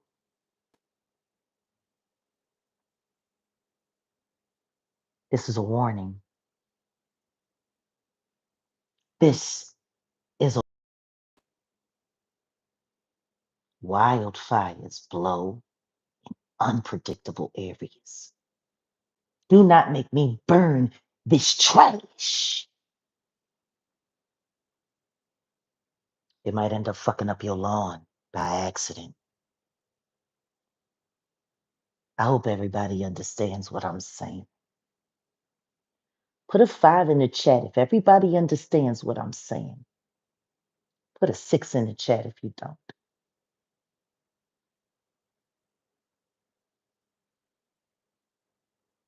Everybody ought to think twice before they cross my mind.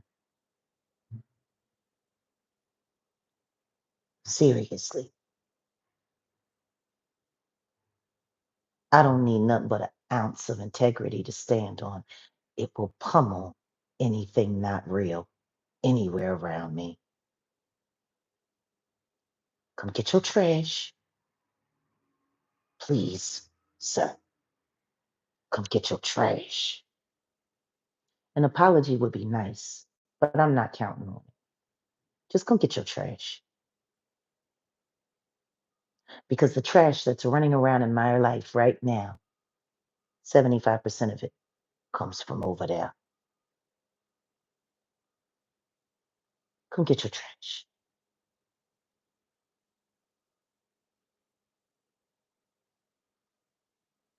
Because I'll burn it. And wildfires spread fast with a good gust of wind, as everyone just learned in California a couple months ago. They burn in unpredictable places. This is a warning. Come get your trash.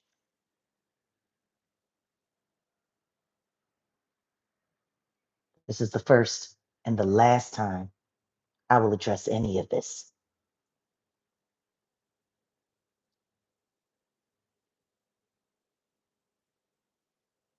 My next response will not be a video. It will be utter pandemonium for anybody that challenges my integrity. Please know that. Shots fired. Shots fired. That's a fart on your neck. That's a warning.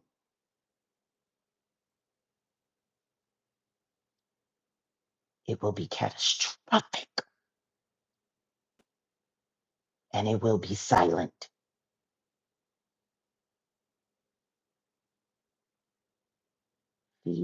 Fo fum. Jag smells something dirty, and here she come. This is a warning. Shots fired. Come get your trash. Nobody challenges me. Ever. To challenge me is unwise. It's clear y'all don't realize exactly how intelligent I am. Please stop playing in my face. Just come get your trash. Please, I beg of you, I beseech you, come get your motherfucking trash, son.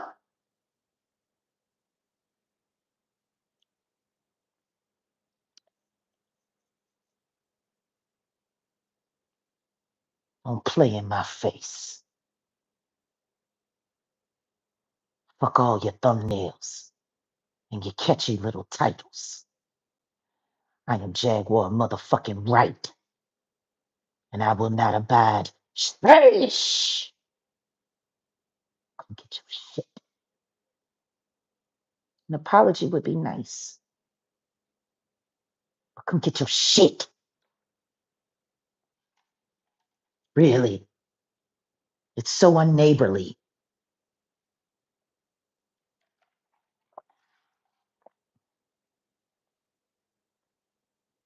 Now, all that being said,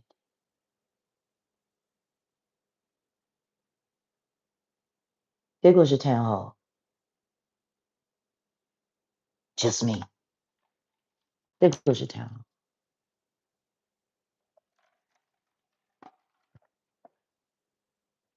All your questions should be answered. And if you still have questions, you probably ask the people who need to answer them, not me.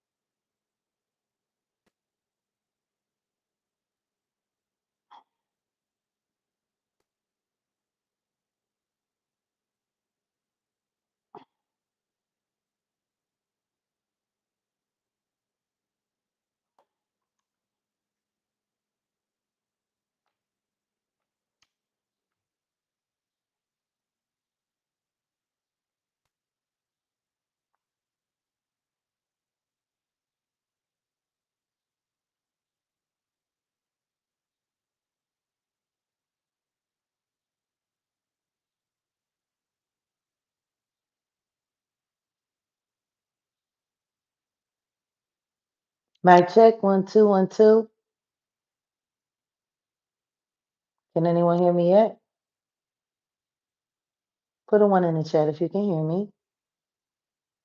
Mic check, 1 2 1 2.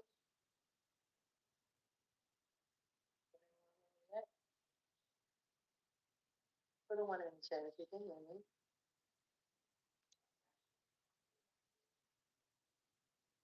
All right.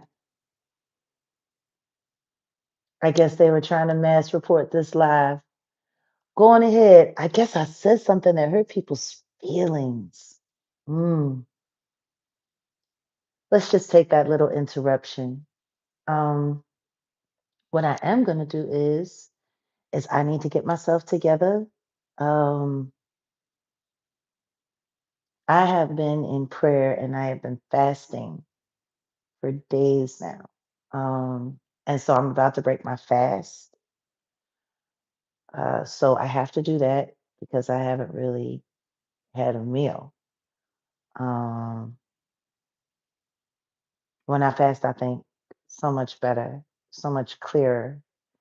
Everything that is influenced is coming from a real place and not from urge or whatever the case may be. We're almost there. We need like 5 more votes, and then we can publish, and then we'll know what we're doing next. Um, so yeah, I gotta break my fast, and I need to take my bath. Y'all know I'm a mermaid. It's funny, they call her the Little Mermaid, but she's Paddington Bear, and I'm the one that's always on water. So it's just funny how things work out. We're almost at 100. We need, I think, 2 or 3 more votes. Uh, yeah, I need to do that. And then once I get that done, I'll come back and we can call it a part two and bring this whole thing to a close. Uh, and then plus in the studio, because it's looking like we're going to the studio. Okay, hold on a second. Yeah, this is what it is. We're going to the studio. We're going to the studio. There goes your revolts. Yeah, I mean, there goes your votes, not revolts. Okay, yeah. 52% say public live from studio. 21% said members only. 13% just yes, any way possible. And of course, the trolls. It's nice to know we don't have that many of them. They left. That's great. So, yeah, I'm gonna see you guys back in the studio. I'll probably be posting the thumbnail in a couple of minutes. Make sure you have your notifications on because we're going to take all of this and we're going to put it together. And maybe between now and then, girl, maybe I'll have those receipts from the 12 and a half hour lost live that everyone wished they had kept their devices plugged up so that they could screen record the whole thing because there was so many bombs in that thing. Like it was just like bomb at the bomb, bombs over Baghdad. Like for real, it was wild. Like an Outcast concert with Andre in more than pants. Like wild. It's nice to know that I'm still effective. I am an agent provocateur and I am an information dealer. And that's what I do. And I tell you, look at that. We weathered the storm. We weathered the buffer wing. I guess that was Ron's cyber stalking crew trying to shut it down. Look at God. Look at God. Look at that. See how and that's how it is on YouTube. May God be with you. I'm already live, bitch. Like that's like the statement for YouTube. Like that's like this whole thing should be like a statement for how YouTube is. You don't want to talk, sis? What's going on, sis? I hope all is well. May God be with you. I'm already live, bitch. That's a YouTube relationship. That's how the troll breakdown work right there. You don't want to talk, sis? What's going on, sis? I hope all is well.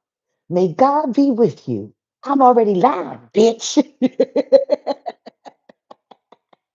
Ooh. Mm. I rebuke the devil and all of his agents. I rebuke him in the name of Yeshua. In the name of the mighty living God, I do. I rebuke every last one of y'all.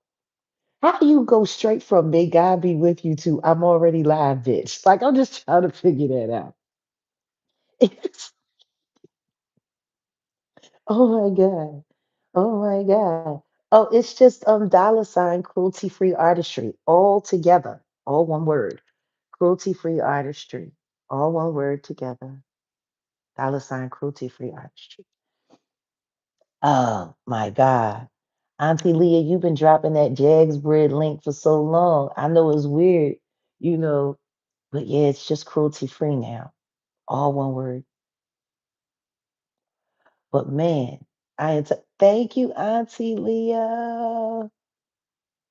You know what? I'm gonna go on ahead and I'm gonna pin that in the chat for anybody who wants to see it. Um, the work that I do is hard, and all that I do is donation based.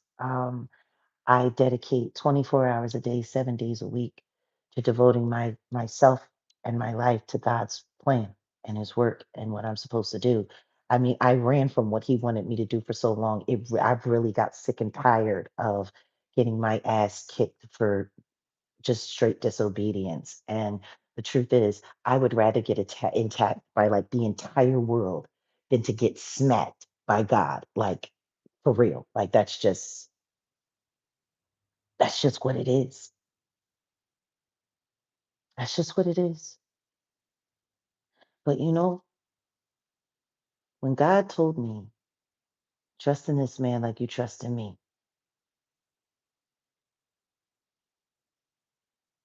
it's been 10 months going on 11 months. My birthday will be 1 year. Jaguar and the Wolf Gang.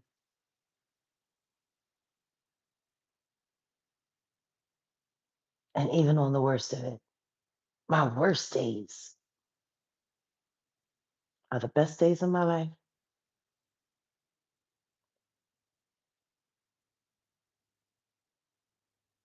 Yesterday, it became obvious we don't even have to be in communication. We are one.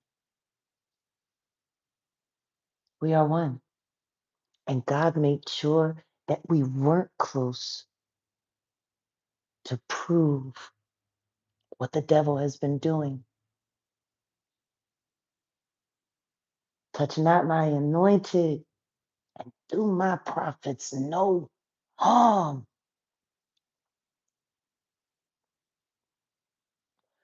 How many times is God going to have to show y'all that that verse applies to me before y'all realize what you're doing? Hmm?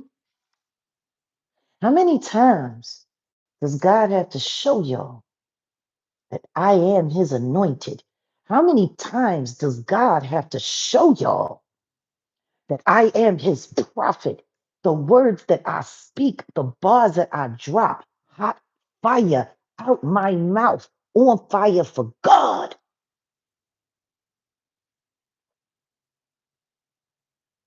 Everything I say comes true, even the things I don't want to.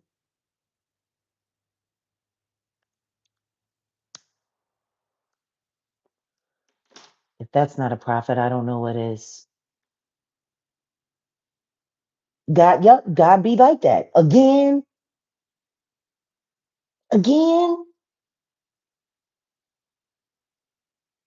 God be like that. He got to be.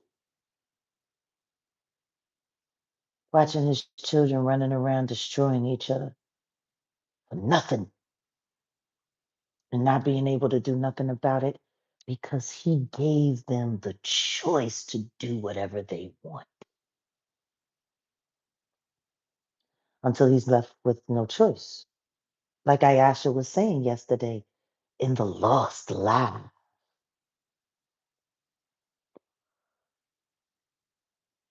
Like she said,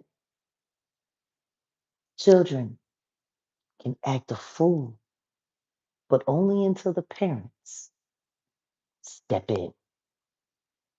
How many times do I got to tell y'all that God is stepping in? Like, seriously. How many times do I have to tell y'all that he touched down the top of this year? He touched down. God is here. But y'all don't hear me though. But y'all don't hear me though. No, y'all don't hear me though. Touch not my anointed.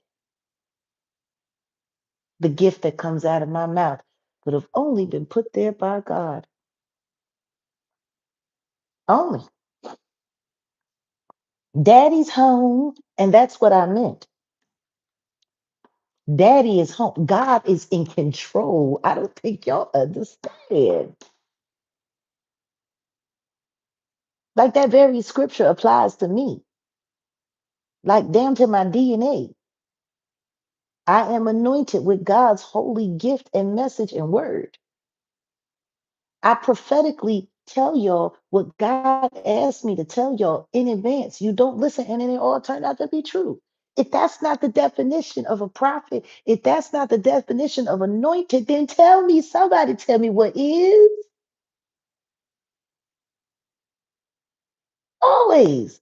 God is always in control. So just in case you didn't hear it the first time or the second time or the millionth time, God says, touch not my anointed and do my prophets no harm. What y'all did yesterday was harm against me and Odell. Harm.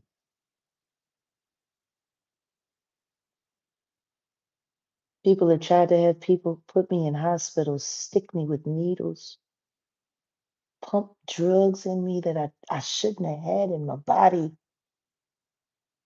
things that poison my system that I'm still getting out today.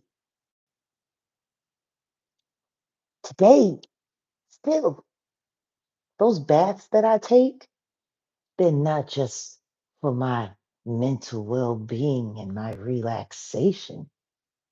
They are to constantly cleanse my organs so that they will release the poison that they put inside me.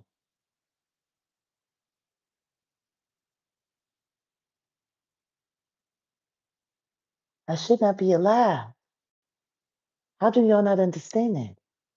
By all earthly mortal understanding, I should not be alive with everything that they have already done.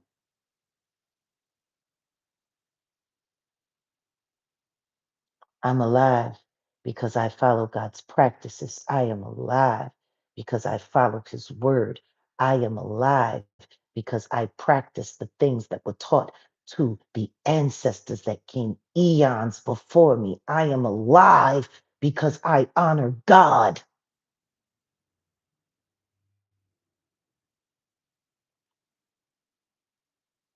Hmm. To God be the glory. To God be the glory.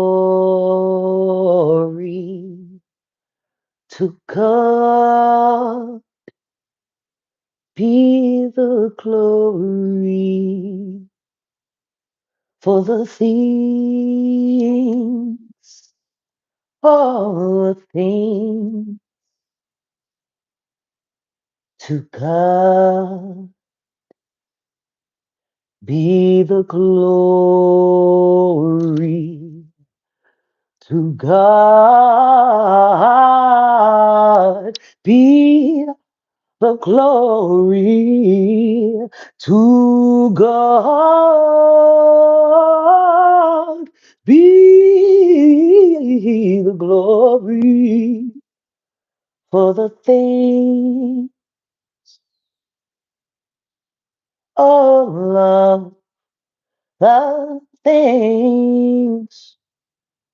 To God, to God, to God for all the things He has done. Oh, to God be the glory. To God be the glory. Oh, to God. All the praise, all the honor, you deserve it, my God. Oh, oh, all to God,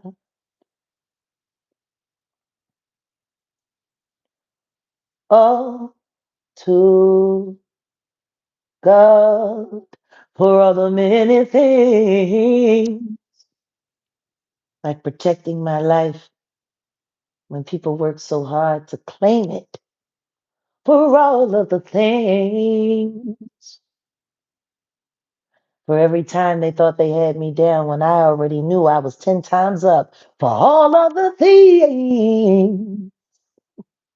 For every time they lied on me and scandalized my name and tried to bring shame. For all of the things that He's protected me from, even when I didn't know I needed protection in my jail cell. All of the things when they was busy trying to convince people that I was the worst kind of people, for all of the things. When I was sitting in my cell, not knowing why God sat me in hell, it wasn't hell. It was for the things that I didn't see coming, that I didn't know was there, that I didn't know protection was already being prepared for all of the things. things. Oh, to God be the glory. All the things that he do, that he done when you didn't know where it was coming from. All of the feelings, ooh, ooh, all the things that my God has done. All of the things, oh, all the things. Oh, Alistair. Alistair, why didn't you come through with your real name or the name that you like people to think you are? Pretty Boy Floyd.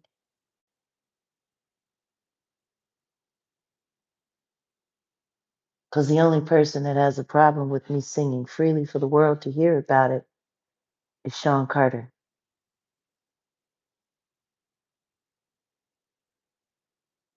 I wish she would stop singing and tell us instead. Of course, you want me to stop my frequency. It kills all your lies. Of course, you want me to stop reminding people that there was already a God before you tried to become it. Of course, you would have a problem with me sitting here on this demon act that you thought was designed for your good. But see, everything that the devil uses for evil, God has the ability to turn around and use for his good. And if I am an instrument of that, well, then you know what, Alistair Miro Crawley? Go on back over there and suck the devil's dick. Gone. Because you don't get that glory. You'll never get me to be able to sing for you again on record or privately like you liked.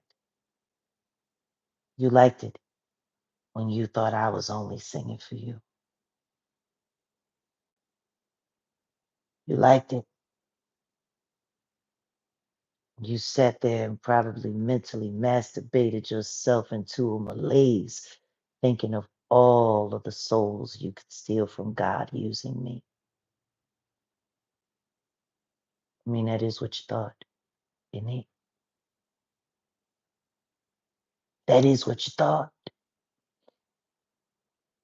That you were going to be able to take one of God's most anointed vessels and instruments and use it to do harm, just like you wanted to do with Aaliyah, and she wouldn't let you do it with her either.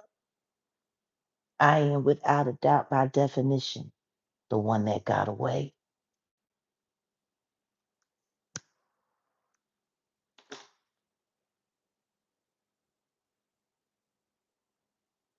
Mm-hmm. Yes, he did. For the things that you could never do for me, for the things, miracles you could never create, for the things that you wish you could do and you can't do, for all of the things I honor God.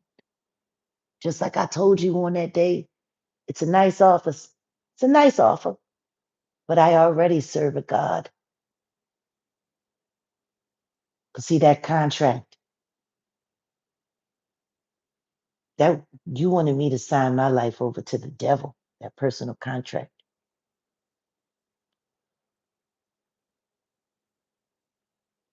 Start getting used to the word no. Sean Corey Carter. You're about to start hearing a lot of it. No, I can't fix this for you. No, I can't do that for you. No, I can't be there for you. No, we're not available. No, we don't have the resources. All of those things are about to be said to you on repeat. In Yeshua's holy name, Asheo. Boy, you about to hear no so much. It's Gonna make you go back and listen to old Destiny's Child records so you can pretend this ain't your life. With me saying no, no, no, no, no. Yes, yes. No, no, no, no, no. Oh, yeah. You finna hear it a lot. No, no, no, no, no. When you used to yes, yes, yes, yes, yes. But you hearing no, no, no, no, no. Yeah.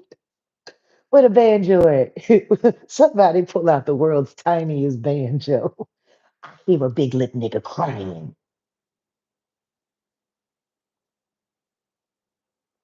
I just can't wait till you call the bank and they start singing. No, no, no, no, no. When you used to yes, yes, yes, yes, yes, they gonna say no, no, no, no, no. On the world's tiniest banjo. I might, I might have to get Shane Van Quilla there in the studio, and I might have to get her that banjo so she can do the no, no, no on the banjo, Jojo. Ooh, I'm telling you, I think I found a banjo for her. I did. I gotta see because I gotta get it. I'm gonna bring Jaguar. I promise you, Jaguar is going to come. She's been waiting because she said she don't like the likes. She really don't like the likes. And the truth is that she was very upset about people lying on her parents. And you know, now I understand how you feel, Mr. Carter. Because we had to explain to Jaguar um, that her mommy did not do those things, that her mommy was in jail, and you know, that her mommy and daddy didn't break up. Yeah, we had to sit down with our baby. Yeah. She needed a little therapy herself. We had to take her over there to Muppet General, and she had a lot to say. She had a lot to say. There was a lot of emotions, and the loving parents that we are, we've insisted that she talk with Lisa first, our cruelty-free therapist, before she goes live. So Jaquilla should be doing her session with Lisa today. And if Lisa gives the word and says that she's, mentally and emotionally able to handle her responses, she gonna release the Kraken. She listen to me. She was cracking in her sleep. I heard her. She just like she's like Odell. Like when Odell is asleep, he'll just like if someone's talking or something's going on, he'll just utter out of nowhere like that's some fucking bullshit, man, and then go right back to sleep. Jaguar does the same thing. I swear to God. I s- yeah, she's trying to break the cycle. She's trying to break the cycle. People don't understand how traumatizing it was over there for her on Sesame Street with the streak offs, and all that she witnessed and all that she was for. She has the PTSD. She is Muppet PTSD. She is in PTSD, and you know, she done already like burned, you know, Baggy Brown. She swore out all doom on Cheryl and Pearl. Like it's a lot. And unlike Shelley Carter, when I see my daughter in distress, I have to pull the mom card and say, baby, it's time to get some help. She hasn't had a drink in 4 days. A round of applause for my baby. Yes, she is in PTSD, Muppet PTSD from the trauma from the streak offs. So, she's off the sauce for right now. She's fast. She's very fast. So, we've kept everything all locked up. But she hasn't had a drink. I was fasting and she's been fasting. And I'm looking forward to her session. She's very excited to talk to Miss Lisa. She's heard such good things about her. And Lisa has a great understanding of the entertainment culture and world. And the two of them together should be able to really, yeah, they're going to go to the Muppet couch and they're going to have a session. Yes, yes. And if Lisa clears Jaguar, she will be back this week and she will be giving her official statement on all the shenanigans of everything that she had to experience as a child of the Jaguar and the Wolf Gang. And yeah, I'm trying to keep her off the sauce, like we really are, because whoo man, when she got her hands on that Casamigos, I don't know if I told you, because Odell had poured out all that Casamigos and he was drinking water that day. It was a total gag. But Janquilla got to the Casamigos. She got to the Casamigos. Me and Ayasha couldn't finish it all. And Janquilla, it was a, oh my goodness, that child. Oh, that child. Oh, no, no, no, no, no. Yeah, so she been fasting. I've been fasting. Yeah, it's been great. And yeah, not the tequila. It was a mess. She was Casamigos, bitch. We can get it. We can get it. I'm like, oh my God, no. So yeah, it was a freaking. So yeah, Jaguar will be back after her session. But I brought her up just to say, Mr. Carter, I understand how you feel about Kanye and was running down on your babies, and, and all of the things your poor children have had to hear about you and that wife of yours. Yeah, I finally understand. Like I'm having a whole Lady Targaryen moment. I am.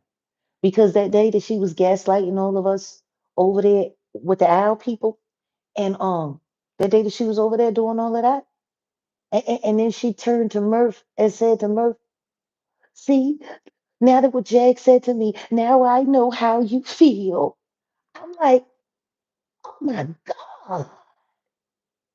And now, Mr. Carter, I too know how you feel.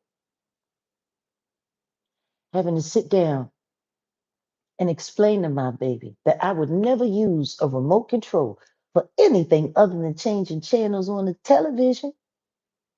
I would explain that to my baby.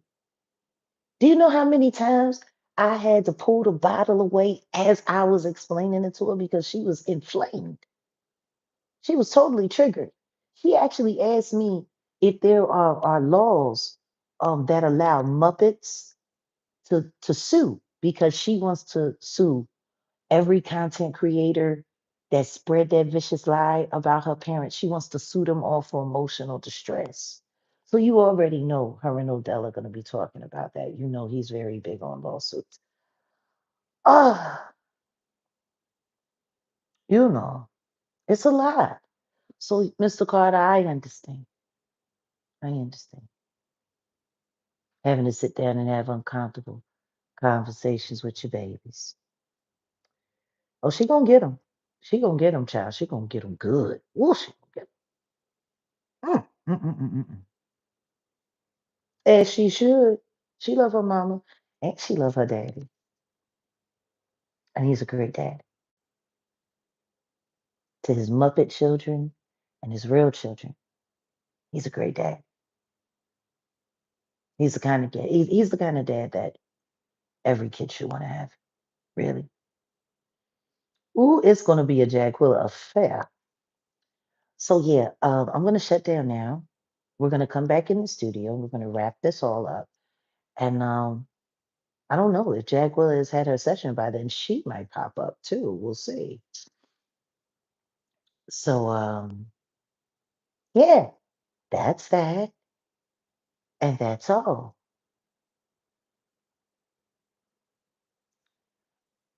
Auntie Leah, I want to thank you for getting Mr.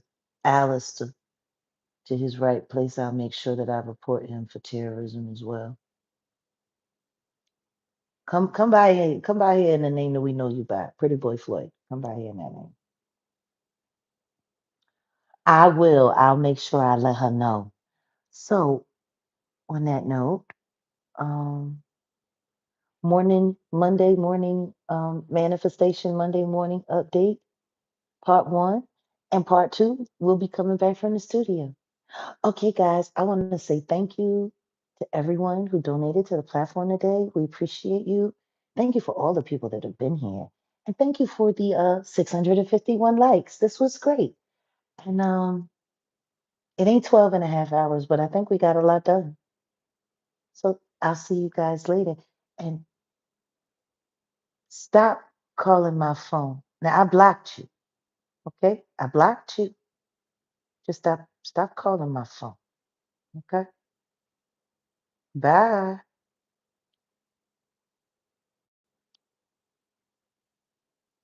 My God. The craziness that people do.